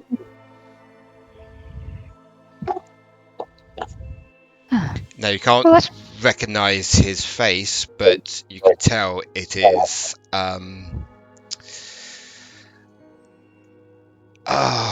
what's his name? Sorry guys, could you tell me his name again? Fury Eye. But you can tell it is a Fury Eye. Does he always didn't he wear a mask or something? Yeah, he doesn't I now. think- Oh. Did he look this ugly before, or He was always hideous to behold. That's why I used to wear that mask. And then suddenly you see his head jolt and his eyes are glowing green, like the same color green you saw in that fountain. And you see the rim of the inside of his mouth is green as well. I knew you would come. Sorry about your friend, but he was intruding on things that are not his business. Oh no. He was rather good at that. So you are the ones who are trying to stop the ritual. Memory serves though, Fury Eye didn't want us talking to the dead things. He was the least nosy of all of us. Well, he was rather unpleasantly watching me whilst I was helping myself to items that might not have been mine in the general scheme of things.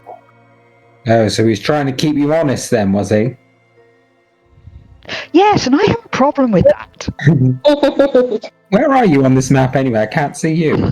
I can't see me either. Oh, wait. Oh, bugger. That's alright, I can pull me back on. There he is. Oh, Oh, hang on. him. There we go. Yeah. So the body is here. Just let you guys know. Yeah, okay. Is that bird there or is it just an effect? It's just an effect. Okay. I am still here, you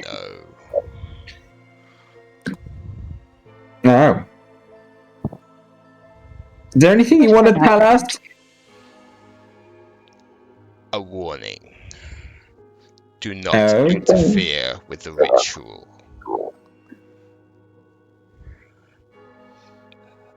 I Oh. need it to come back to life. And you are? Christus. I am using this body as a vessel to talk to you. Oh, excellent. Look, whilst you're controlling it, I've got this book Silence! and this pen. Oh, please, come on, I desperately want an autograph. Massive fan. So I'll say this once and once only. Leave this graveyard and let me have my vengeance upon this land. Yes, fine. Look, sign the book and I'll go. But I'll isn't it just vengeance on Tristan and Rickard that you want? I want vengeance on everyone in this land. No one helped her. No one wanted to save her. If we can promise to kill them and make them suffer, would that satiate you? No. Okay. This land needs to be cleansed of everyone and every living thing. Well, you know, I have a very good excuse for all that. I wasn't born. What? Well, at that point, when all of this happened, I mean, I'm not that old. Very little I could have done about it. Rather unfair. Leave this graveyard and never come back. unfortunately, there's nothing in it for us if we do that. Yeah, we kind of got a job to do. Yeah, your pal with the crooked leg hired us to do this. So, unless you're going to pay us, I'm not going anywhere. That fucker. He No need cursed for me. bad language. He cursed me to never walk on this mortal realm again. But once the ritual is complete, I will take full control of the dead. Ah, so that's why you need this giant graveyard then. You are very wise, dwarf lady thing. You're very good at pointing out the obvious. Hello, kettle, meet pot.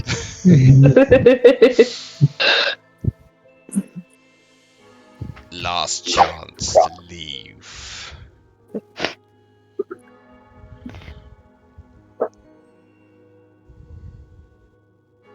I think it's pretty evident we're not going to leave unless you want to pull out, let's say, 10,000 gold. Make it worth our while. Then you die. And then you see the eye sockets and the green inside his mouth just go out like a candle, and his head just slumps down as you hear movement from all sides of where you are. Well, shit. As you see, hang on.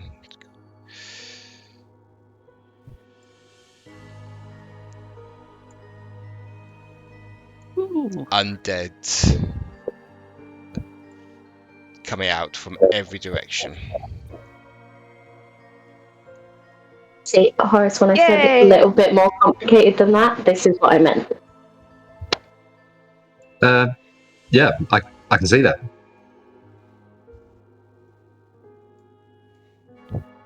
Oh my god. Jesus Christ. Just, it's like, not as Luna as myself above table. This dude wants vengeance for someone killing his love, Cassandra, so he's going to kill every Cassandra ever. Well, he's Yeah. Castlevania vibes. Yeah. I tell you what, the dark fantasy reader community would love this. Well, it's a good thing it's online for everyone to watch at YouTube /3020. Anyway, could everyone make me an initiative, please? Oh god, here we go. It's been nice adventuring with you guys. Oh, yes. Very nice. Hang on, is this the right one? Yep.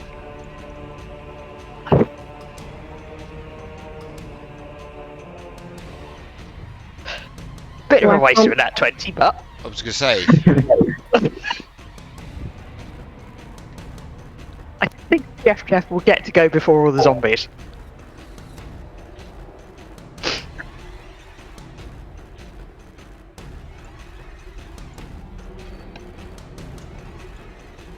who else hasn't rolled? Eileen hasn't rolled, and nor has Horace. Is mine not showing? I've got Yeah, 21. they're all on. They're all Yeah, on. mine's I've not. got 16. You got 16? Horace? Alright. Okay, Yeah. Yeah. Lovely. Okay. What do these guys get? Oh, pretty good. Okay.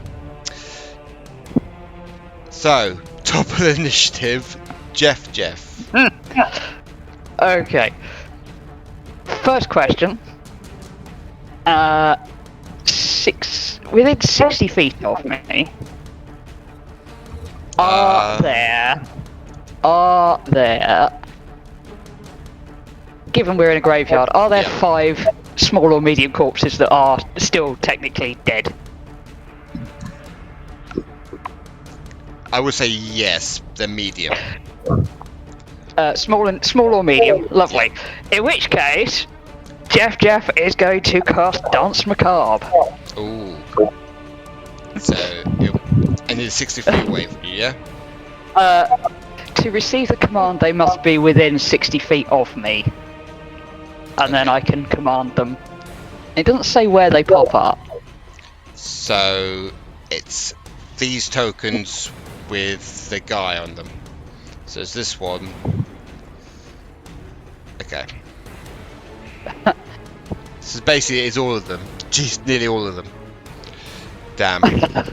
Okay. Oh, I get to control 5. Yeah, it's only 5. Okay, so I'm gonna get you to control. Hang on.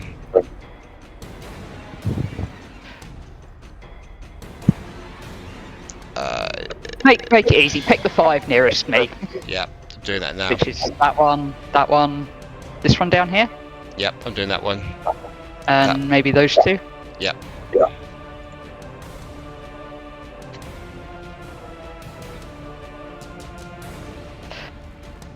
Okay, Awesome. you can now move them. Yeah.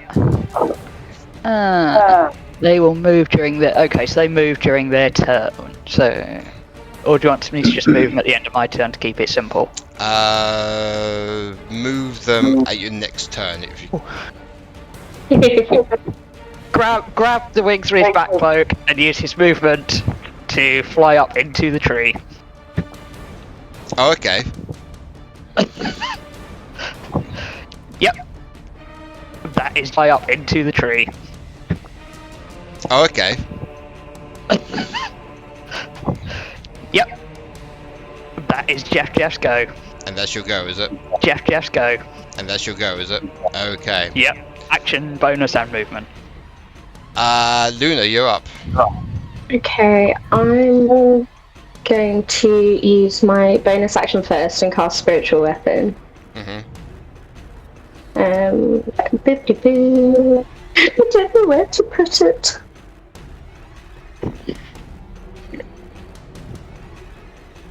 No.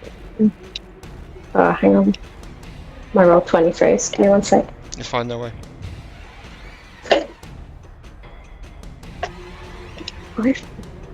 60 feet. 3. I'm gonna put it right in the middle of this lot. I'm gonna put it here. Right. Can it attack when it's first called? I don't know if it can. I think so, yeah. Yeah, I think Spiritual it can. weapons. Yeah, it can. Yeah. Yeah. Yeah, okay. Does a 14 hit? On the... Who do I get? Oh yeah, on these guys, yeah, it does hit.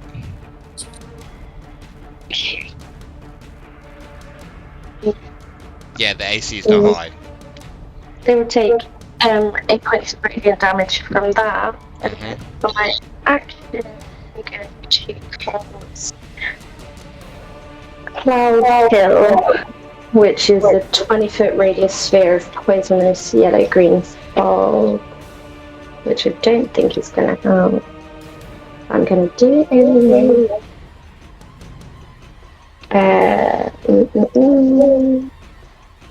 Which should get all of them apart from that one on the very far edge.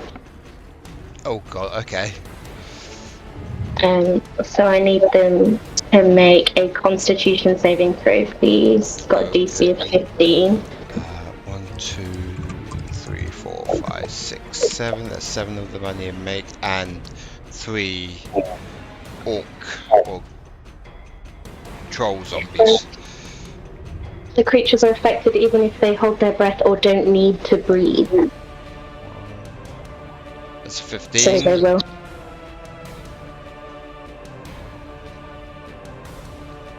$16. A 9. Oh, he fails. 18. A 9 again. And 22. Okay, so one of them will take full damage and the rest will take half. Okay, I need to do the trolls first. Next now. It's only 15 points of damage anyway. How do you want to do it with the first one? With the first troll? First zombie even? I just want them to die in a very disgusting, poisonous way. Like boils, Okay. foaming at the mouth. And they slow, and yeah, they boils come up on their skin quickly, just spreading all over their body. Pus, mucus popping out from their orifices, and they just fall down, writhing in pain, dead. Nice. Right, I'm going to do the trolls now. I don't think they're gonna. That's a 23, 16, and a 17. So if they pass it, they still take half. Yeah, they do. Oh, yeah, they do. Yeah. Okay. And I don't think Luna can move to safety, so she's just gonna stay still and hope for the best. Fair enough. Eileen, you're up. Right. I'm going to look around. What's the foliage looking around towards the north? I just want to see if I can sneak up on anyone. There's a couple of trees up there. Apart from that, nothing else. There's a few bushes as well. I'm going to run behind a bush and hide. Oh, let me just move my map. And then I'm going to sneak up on what I can only imagine is a ghoul in the north. And it lets me move my... It's not letting me move my token. I just want to do... Sorry about that. There we go. Sorry?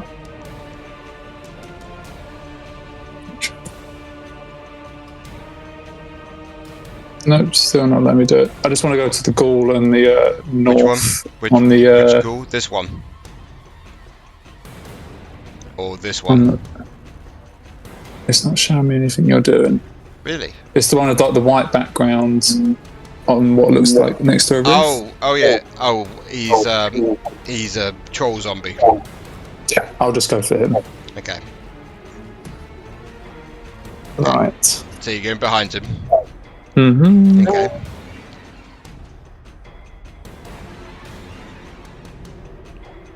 Does a 22 hit? Yeah, it does. So it's going to take 9 at first. That's going to double to an 18. Yep. And then I'm doing my assassination malarkey as well. When the that will be 48 plus 18. What's that? 58. 66 in total. How do you want to do it?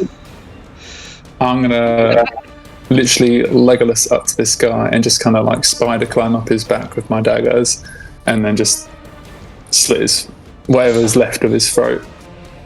Jesus. Okay. And that'll be my turn. Okay. Horace, you're up. Okay.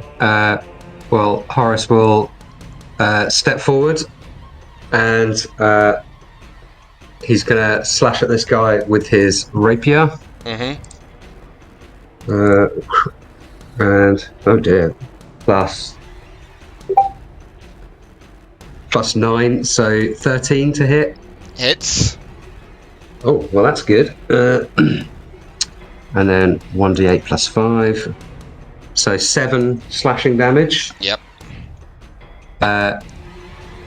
And he has a second attack. Yep. So he will go again for a dirty 20 to hit. Hits. Doing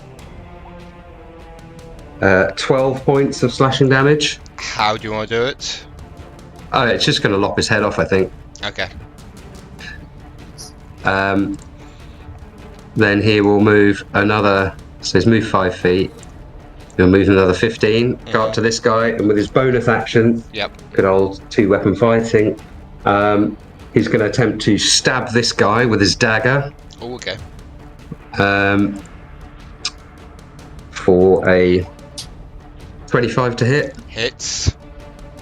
Doing 7 points of slashing damage. Yep. Plus, he's going to use a flourish to add another 4 points of slashing damage.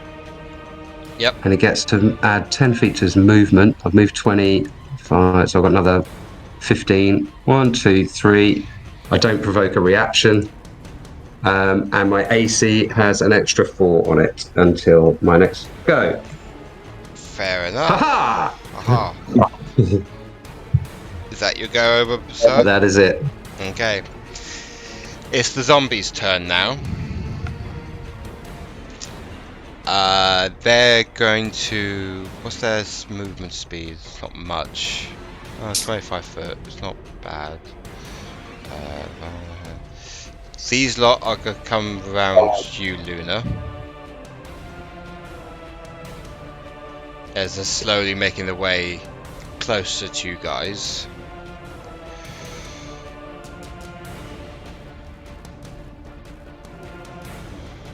As zombies do.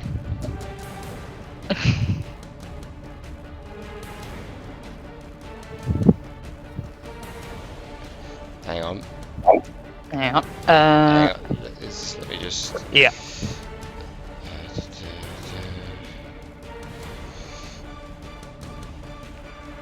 You do remember Torgga will be about 20 feet in the air? Yeah, I know, yeah. Don't worry, I know, Torgga. They got long arms, have they? They're gonna climb the tree and throw themselves. They could. Are you on? Yeah, are you on top of the building, Eileen? Where was the troll?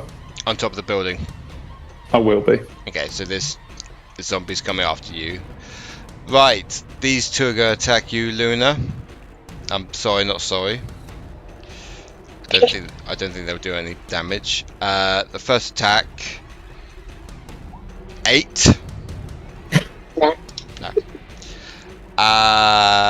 Oh, is that 23? Oof.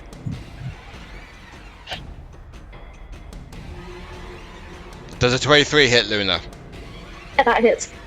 Okay, so you take a big 2 points of bludgeoning damage. Ooh, ouch. And then the zombie near you, Eileen. Does a 6 hit? Yes. Does No. Okay, so it's the zombie troll's turn now. Before Eileen. What's their movement speed like? Okay, they're 25 foot as well. Okay.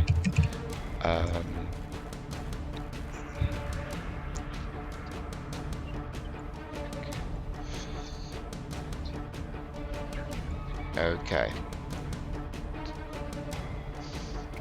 So this one's going to try and climb the tree up against you, JeffJeff. Very good luck with that. Oh, and this one's coming after you, Horace. Sorry, not sorry. That's fine. It will be a tale for the ages.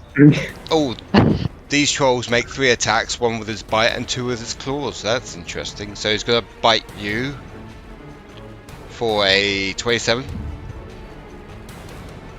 What, Horace? Horace. Yeah, that hits. So you take a big old 11 points of piercing damage.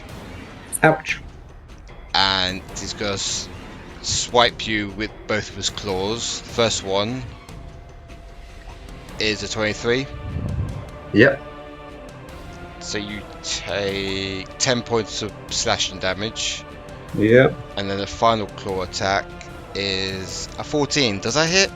No. No. So so the first claw attack hits you, pierces your torso, but as soon as he comes down for the second one, you manage to dodge out the way, like a flamboyant bard that you are. Torgga, you're up. Oh, okie dokie. She will move a little bit. Oh no, I'm moving the whole map. Let me see. Right. She'll move to a central position where to get kind of they've all clumped up a bit closer, so she'll kind of move to this big group that are kind of in the southwest area. Within 30 feet of her. They'll need to make a wisdom save, please. Okay. You're going to blow up my zombies again! Which ones are yours? The ones with the red dots. Oh. Yeah, well...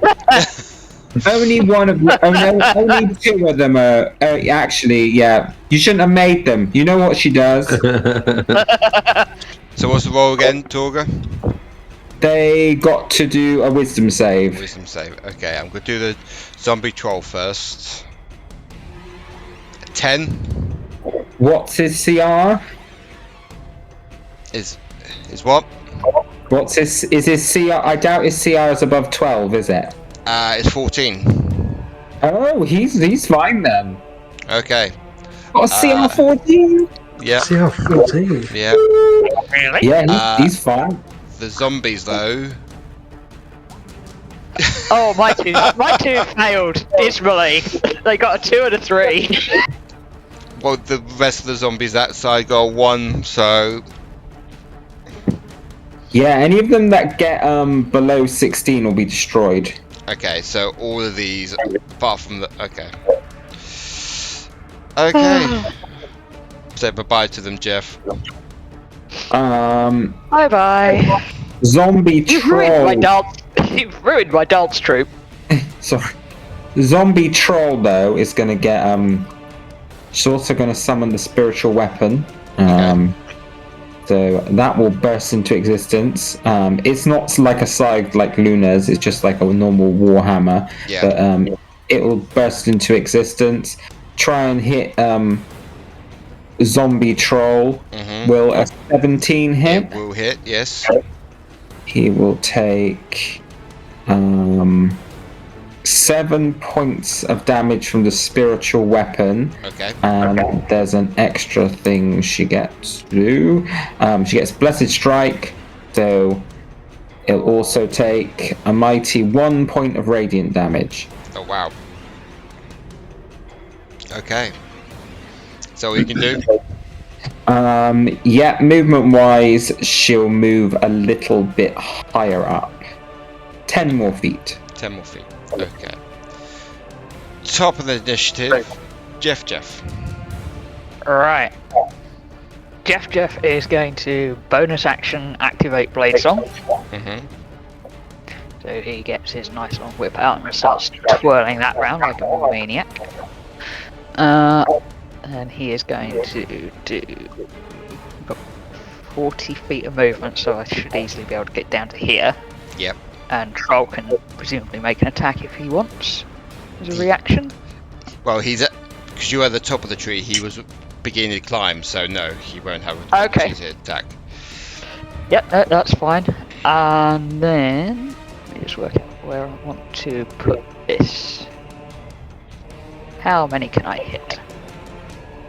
And Luna. Don't hit Luna. I am not intending to hit Luna. Oh, that's quite nice, but I don't think I have enough movement to get there. 10, 15, 20, 25, 30, 35. No, okay.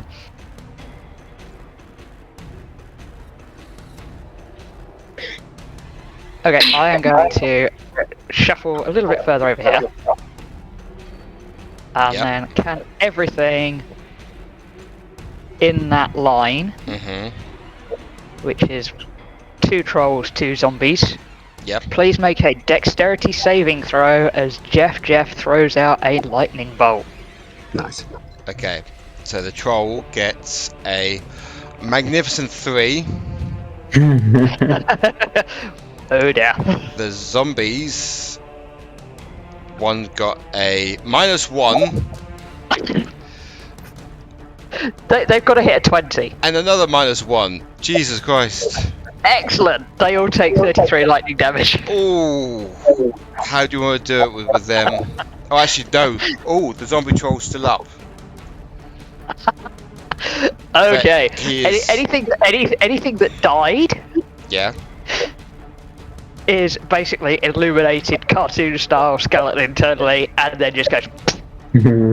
Is it this one as well, or was it the other one? It was. Where did I go? I went like that, so it's the one underneath that red line at the moment. Yeah. It's the one next to Luna. Was it 2 trolls, wasn't it? It was 2 trolls, yes. Oh, okay. Okay, I have to do another roll for the trolls. Hang on. Well, they got a 3, so. Yeah. Okay. So they take all the damage. Yep.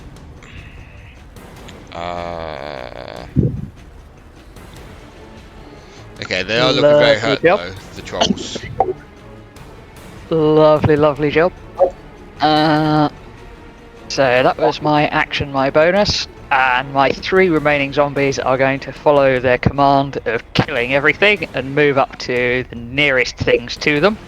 Okay, yeah. And they are going to attempt to wallop them. I think they're going to do a good job though. Oh, they get to add my modifiers. Oh god. So just take ones on the left. Okay. So from top to bottom, that one was a 23 to hit. Hits. An 11 to hit. Hits. And a 19 to hit the troll. Hits the troll. Okay, same order. 9 bludgeoning, 7 bludgeoning, 11 bludgeoning. Okay, so that zombie is dead. The troll is still up though. Lovely. Which one? That's them done. Okay, Luna, you're up. Okay. Taking inspo from Torgga, she is also going to use Channel Divinity and the Destroy Undead. So I will need wisdom saves as well from anyone in this direction. Is it 30 feet? Damn.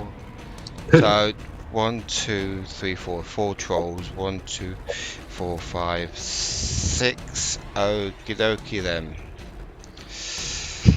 So we'll do the trolls first. What was again? Wisdom save, did you say? It's got DC. I didn't hear that, Megan. What did you say, dear? Sorry, it's my headphones being really weird. It's a wisdom save DC 15. Okay. So the first one got a 4. An 8. A 4. And a 0. So what did the trolls get? I think they just vanished. What, banished? No. Just destroyed, didn't they? Yeah, they're just destroyed. Oh wow. Okay. And the zombies, I need to do 6 of them, don't I? Yes, Oh, this is gonna be awful. yeah, they're instantly 6. destroyed. Yeah, I'm just gonna say. Oh, one got 15. So that would be.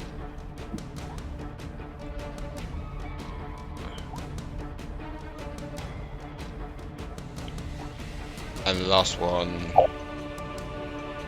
Okay, so what was the AC again? It was a DC 15. Okay, so every one of them, apart from one, just dies. Okay, jeez, you guys are hacking these trolls up. Clerics and undead. What can I say? Wow, yeah. Her bonus action to her spiritual weapon on the one that's behind it. What, up here you mean? Yes, please. Okay. So that's a 16 to hit. Hits. Oh. And that's 6 points of damage. Didn't he already get damage, didn't he? Okay. Do you get Blessed Strike with yours? I'm just checking. I can't see anything that says anything about it because I get inescapable destruction. Oh, Blessed Strike comes under. It comes under. If you get it, it will be in other. Is that the one you apply to your own melee attacks? Yeah, I've got one that goes. I've got Divine Strike that goes on my own weapons, but not for spiritual weapon. Oh. Yeah, they're the options are Divine Strike or Blessed Strike, I think. I think Blessed Strike replaces Divine Strike, doesn't it? Yeah, you do it as you change it at the start. You pick it as an alternative option. Yeah. So yours is added for you. Very nice.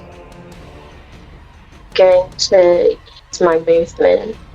Go here. 5, 10, 15. Here. Okay.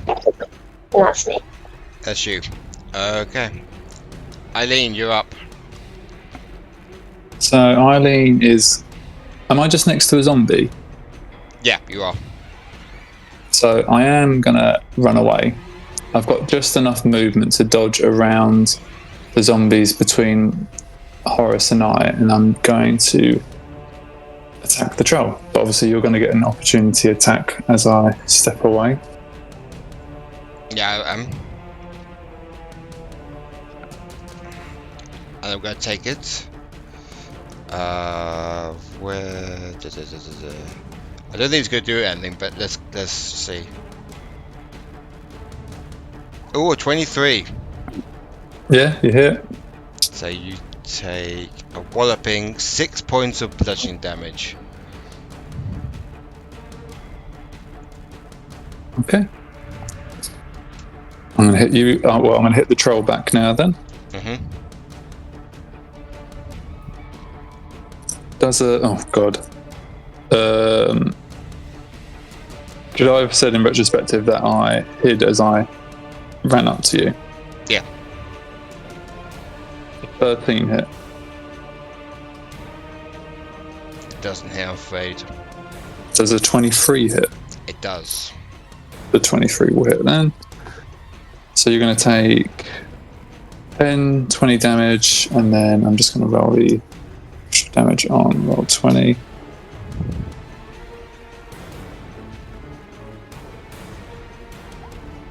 So that'll be 34, 54 damage in total.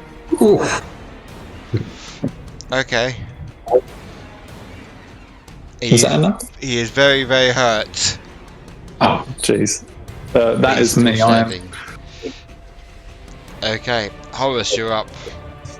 Okay, well, Horace will also go for the troll with his rapier. Attack 1. Ha! For a 12. Are you attacking the Troll. The troll? Yeah, it doesn't hit, I'm afraid. Okay, he will go again for a 16. Hits. Okay, doing, and I'm going to add a flourish to this, but first off, it is 11 points of slashing damage. Yep. And he adds his flourish. Nice. So 21 points of slashing damage. Okay, wow, okay. How do you want to do it? Lop his head off. You lop the zombie's head off as black goo comes out of where his head was. He flies in the air and just lands nearby. Excellent. And then I will use my bonus attack with my dagger on the skeleton dude. I guess he's right next to me. Yeah. For 7 points of slashing damage. Yep. Okay. And then...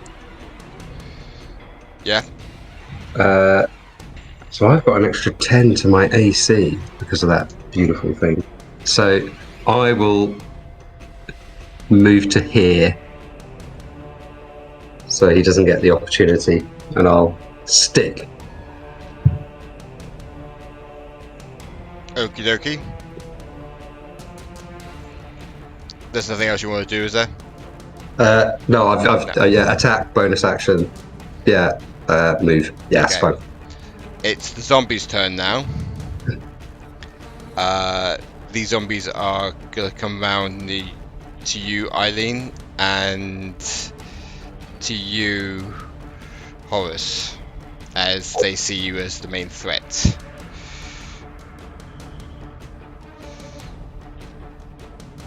This one falls off the roof, but he can't do any more. This one up here, Luna, does he need to make a save or something to get out of the spiritual weapon, or? I don't know if spiritual weapons get opportunity attacks. No, I don't think they do. Okay, so No, I don't. I wouldn't say they do. No, they don't. He doesn't bleed. And this one's coming up to you, JeffJeff. So, Yay. these two up here are going to attack you, Eileen. First attack. 16 doesn't hit. It does not. It's not. And the next one, 18. Does not. Oh, really? Oh, okay. So, so they try to attack you with their sort of zombie hands, just sort of fleeing their hands at you and everything. You just manage to matrix it. You know, It's exactly what I was thinking. basically. Horace, 3 of them are going to attack you. First one, 13 hit. Nope. Nope. Okay. A 6 doesn't hit. Nope. Does a 19 hit? Nope. Oh wow. Okay. So again, these zombies try. I got a +10 from my Oh, of course you do. Yeah. my yeah, flourish. Yeah. So I'm sitting on 27 AC So, at the moment. again, like with Eileen, you're just weaving, dodging out of the way of these zombies. Ting ting ting. JeffJeff though, the first attack, the only attack. Oh, does 11 hit? It definitely does not hit. Okay, so again, these zombies are trying to hit you, and they're not doing a good job about it. Yeah, it's just the whip whizzing round at high speed. It's the troll's turn now. Oh, there's only 2 trolls left, isn't there? So this troll is coming after you, Horace, because he's quite close, and this one. And my zombie mate. the zombie gets a- attack. Yes, it does. Yes, you can have a. What this is going to be worth? Right. That one. 21 to hit. Hits. 7 bludgeoning. Oh wow. A whole 7. Okay. This one, he's going to try to go around the tree and try to get to Luna, but he can't make it. So this one here is going to attack you, Horace. First is going to be a bite attack. For a 10, doesn't hit. Nope. Claw attack, 25. Nope. Oh yeah, of course you got that bloody thing, haven't you? And 11. So again, like with the zombies, he's trying to bite you, you get out of the way, he's trying to swing for you, but you're just too, you know, doing your little flourish dancing around him. Ting ting ting. Ting ting ting. Torgga, you're up. Let me see if I can do it myself. Oh no, it's the area of effect, isn't it? So shape. I want to make a circle. Snap. Yeah, that's it. Snap to center. There we go. Right.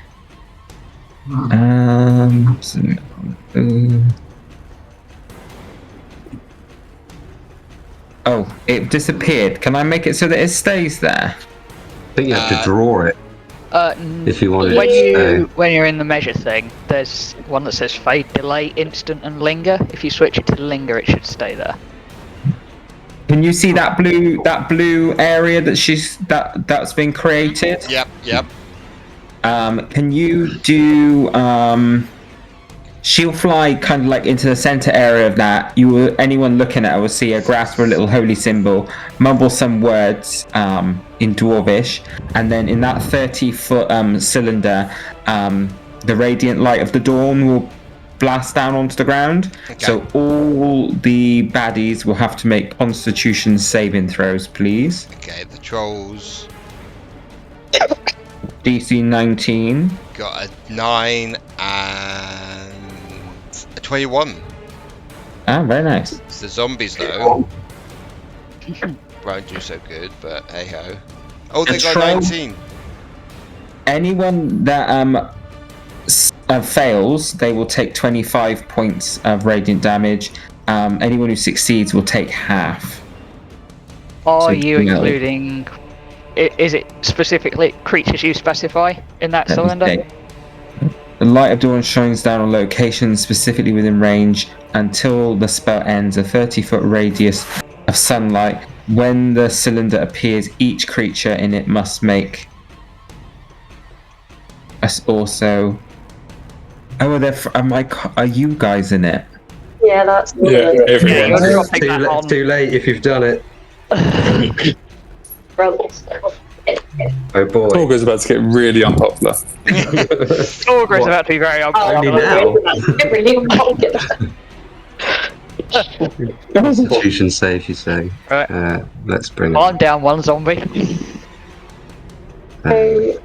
25.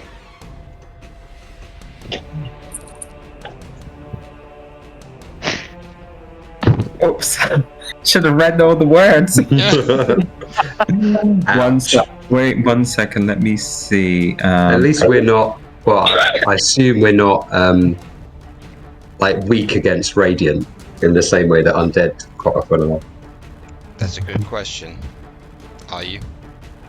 She can heal you. On her next turn, she can do a spell to do a big area of healing, so you don't need to panic too much. So 25 points of Are radiant you? damage. Yeah. Okay. How long does that last for, and is that concentration thing? It but let me go to it. It is. I Yes, know. I would suggest, if it is, dropping concentration so that people don't get hit. Yeah, 'cause on the otherwise we'll next get hit again. Oh Yeah. yeah, that's. I mean, you'd do that anyway. You'd see that we all went, ow! Oh, I can move it as a bonus. Oh, it's on my next turn. I can move it. It's such a good spell. All right, she'll drop it. Yeah. It's basically like Moonbeam, isn't it? Just Yeah. like sunlight instead. Yeah. You won't have to survive that again. I thought it was creatures I chose. Clearly, don't get all bunched together around the enemies. Torgga, I think you need to go back to your books. Yeah, Yes, I you do. think you'll find they were all bunched together around me. Yes. Sorry, gang. She shouts down. You're still alive. You got less enemies now. That's true. Spread yourselves out a bit more, and instead of that, she'll move her bonus. No, she won't move her bonus action. She'll use her bonus action then to move her spiritual weapon over to this one that's next to Horace, and Okay, yeah. give him a whack. So bear Yeah, me 1 second. Oh, I've got to find it. Spiritual weapon. So a 19 hit the troll. Does. You take 7 points of bludgeoning damage then. Which troll is it again? then- Sorry, is it this one? The one next to Horace. Oh, yep. And then you take 6 points of radiant damage. Okay. Looking very, very hurt now. Top of the initiative. Who's top of the initiative? Oh, it's JeffJeff. JeffJeff is going to use his bonus action to dash, and he can get over to there. So the zombie can make an opportunity if he wishes. He does. Probably won't be much, but. Oh, 19. There you go. Miss. Oh, for fuck's sake. Okay, so he tries and he's just so slow, he's like, It's just gone. he's gone. Okay. Right. Guess what JeffJeff's going to do again? Nice. Can those three please make a dexterity save throw? Of course. So the zombie, 7 for the zombie. Fail. And the trolls 7 again, and a 2. All fail. So they're going to take all of this. Oh, there's some nice numbers in there. Oh, 30 lightning damage. oh, bugger me. Okay. One of the trolls is dead, and so is the zombie. Lovely job. So how do you want to do it? Right. So you just see them light up again like last time, and It's light up and then basically explode and vaporize. Damn. Okay. Okay. Yep. That's movement and bonus. Zombies are going next, and unfortunately, I have used my bonus and cannot recommand them. So they are just going to shamble over here and attack the nearest thing. I do apologise. That's all right. My AC is still 27. Yeah. They're probably going to struggle to hit you. See, I shouldn't have dropped the I have door a one. +8. They would have had to be 16 and 21, so you're alright. They flail at you ineffectually. All done. So he's joined this group, and in one 6-second round, he's been smacked by radiant damage, 25 points, and then had a couple of our own zombies attack him. Welcome. Much, yeah. Yeah. Yeah. Welcome to the team. If you on hadn't board, been in the guys. way, if you hadn't moved slightly, you probably would have been lightning bolted as well. Yeah. Luna, Yeah. you're up. Okay, Luna's going to use guiding bolt on the a troll? This. Yep, troll. Yeah. She's going to use guiding bolt, so that's a fucking hell, 11 to hit. Doesn't hit, I'm afraid. Okay. And then she's going to action surge. Take another action. And she's going to do... Got some interesting multi-classes in here.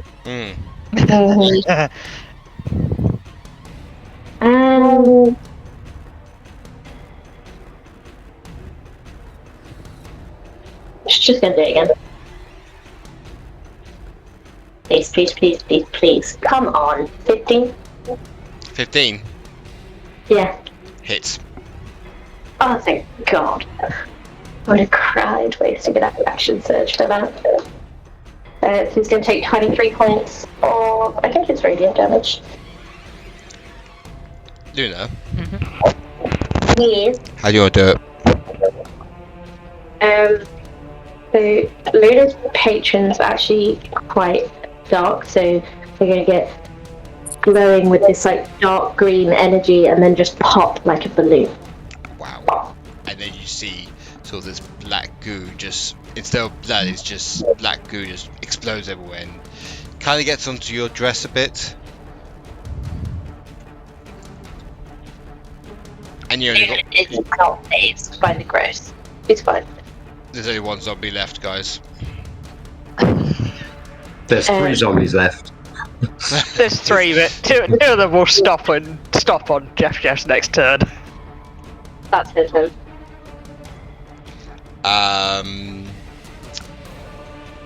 Eileen, you're up. Eileen's just gonna sneak up to this tombstone, and then I am just gonna throw a dagger at that last one. Go for it. And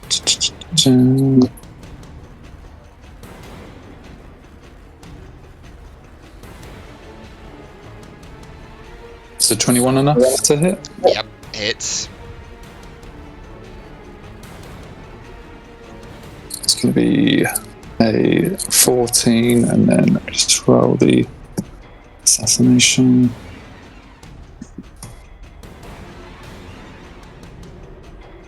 How do you want to do it? Because I'm just going to give it to you. Yeah, I'm just going to literally throw 2 daggers, and one's just going to pop in each eye socket. Oh, nice. This means you guys are out of initiative, as the last zombie is dead. I'm going to go grab my daggers. Right, boys, over here, victory dance. Oh yeah, that's the entire purpose of undead. Just dance What, line. to be your backing dancers? Definitely. So what are their names? Oh yeah, we need to name them now, don't we? They're gonna die in an hour anyway, so we've had Steve, we've had Dan, we'll have Bob and Mike. Nice. Is everyone feeling okay? Does anyone need a top up? Well, I mean, I took a fair bit of damage, but I can cast Cure Wounds on myself. Okay, then we'll sort yourself out. What time in the night is it? Just because I'm down 31, but if we're going to rest soon, then... Yeah. Yeah. It is like midnight now. Oh, so still like... Still got half at the beginning of the shift. Yeah. Yeah. Okay. I am fine health-wise. I am not good spell slot-wise. Yeah, I could do with like a short rest if people want to rest, and obviously I can do my nice kind of song of rest for you guys and help everybody. They're going to cost you anything? Because we've got some health potions from earlier on. It costs me nothing to do the song of rest. It just gives you an extra D8 of HP if you're gonna gain HP anyway. Oh, yeah. Mm-hmm. I'm not going to say no. I'm just going to down one of my... I think we got some superior and supreme health potions earlier on. Yeah, I've got no potions because I came unprepared. But I will certainly do some casting for people.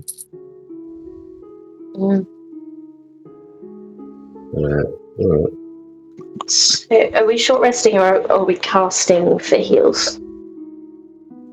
I think it's short rest. I think short rest probably is the better bet.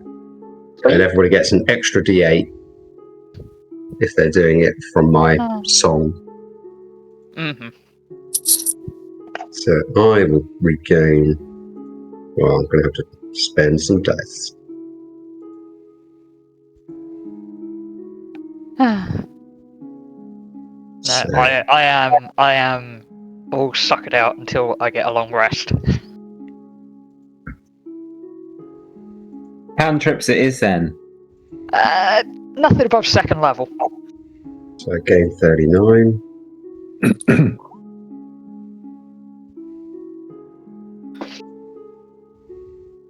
I think Eileen's going to use this time whilst we're all just healing up to climb the tree and just to see if she can kind of spot any movement in the distance. Yeah, whilst you're all rested up, JeffJeff's just standing over by this little crypt and grooving with his 2 little zombies until the hour is up, and then they just collapse dead. When you get to the top of the tree, Eileen, can you make me a perception, please?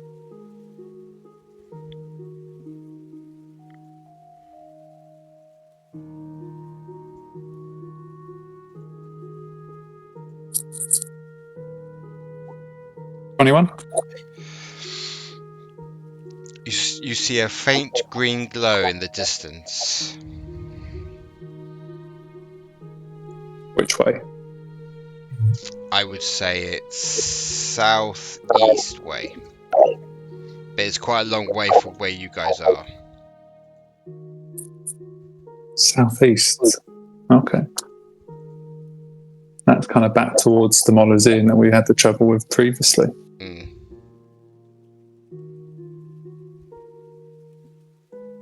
I'll let the crew know there's something going on over there.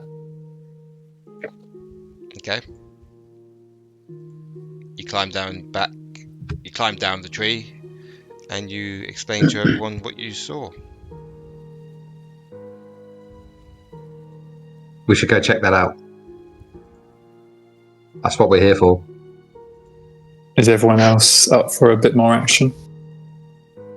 Hell As long as you yeah. don't want any particularly amazing, exciting magics. Surely you'd want to find a couple more corpses to raise, no? Yeah, I mean, you should be able to raise some of the ones that we haven't exploded.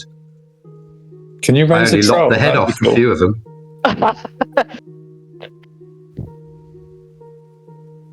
I can animate one more corpse. That's it.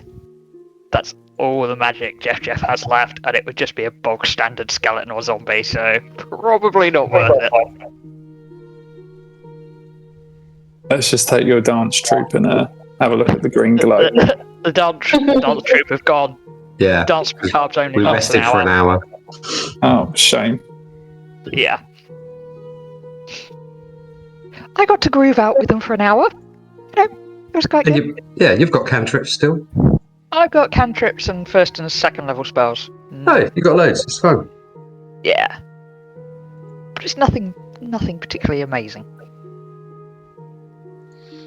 So, you slowly make your way towards the green glow. It takes you about an hour to get there as you zigzag through the graveyard, the tombs, the bushes and everything. You get quite close to the green glow as it's slightly fading away. You get closer and closer, but the green glow keeps fading and fading and fading away until it's gone. You'll rush to where it is, and there's nothing. It's nothing there. There's just a stone platform with a small pool-like area with greenish, murky water. Is there anything around the platform? Any sort of symbols or anything like that? Does it, There's a lot. any signs? There's man-made carvings of necromantic symbols around this pool. So this platform is made of stone, and there's a stone sort of like pool area with like green algae-like water inside. How deep does the water look? Oh, it's like up to your ankles. Right. So it's more like a magic gateway rather than Yeah, a well kind of But thing. in the middle of this pool, you see sort of like, you know, the rupees from Legend of Zelda. Yeah, it's like one of them, but it's black in the middle of this pool.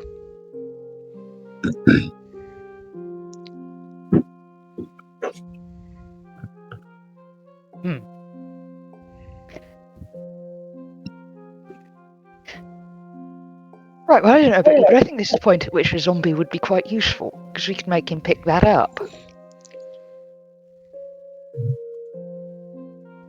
Shall I? By all means, procure one for us, please. In which case, JeffJeff will go and find a nearby grave, raise either a zombie or a skeleton, whichever, and command this one, which we will call Sandra, to go and collect the clearly dangerous black crystal out of the disturbing green pool. Can we move away from it before this happens? Huh? Can we move away from it before this happens? Yeah, you guys take a step back and everything away from what's happening. But I need JeffJeff to roll me a D4, please. Okay. I'm just going to quickly nip to the loo. Back in a sec. Okay. A 2. Without your knowledge, you raise the dead, and it's of a little girl. Right. And this little girl comes up to you and looks at you. She's quite fresh. She's been dead for about a few months, so the smell is quite horrific. And she just looks at you and just thinks that you're her daddy.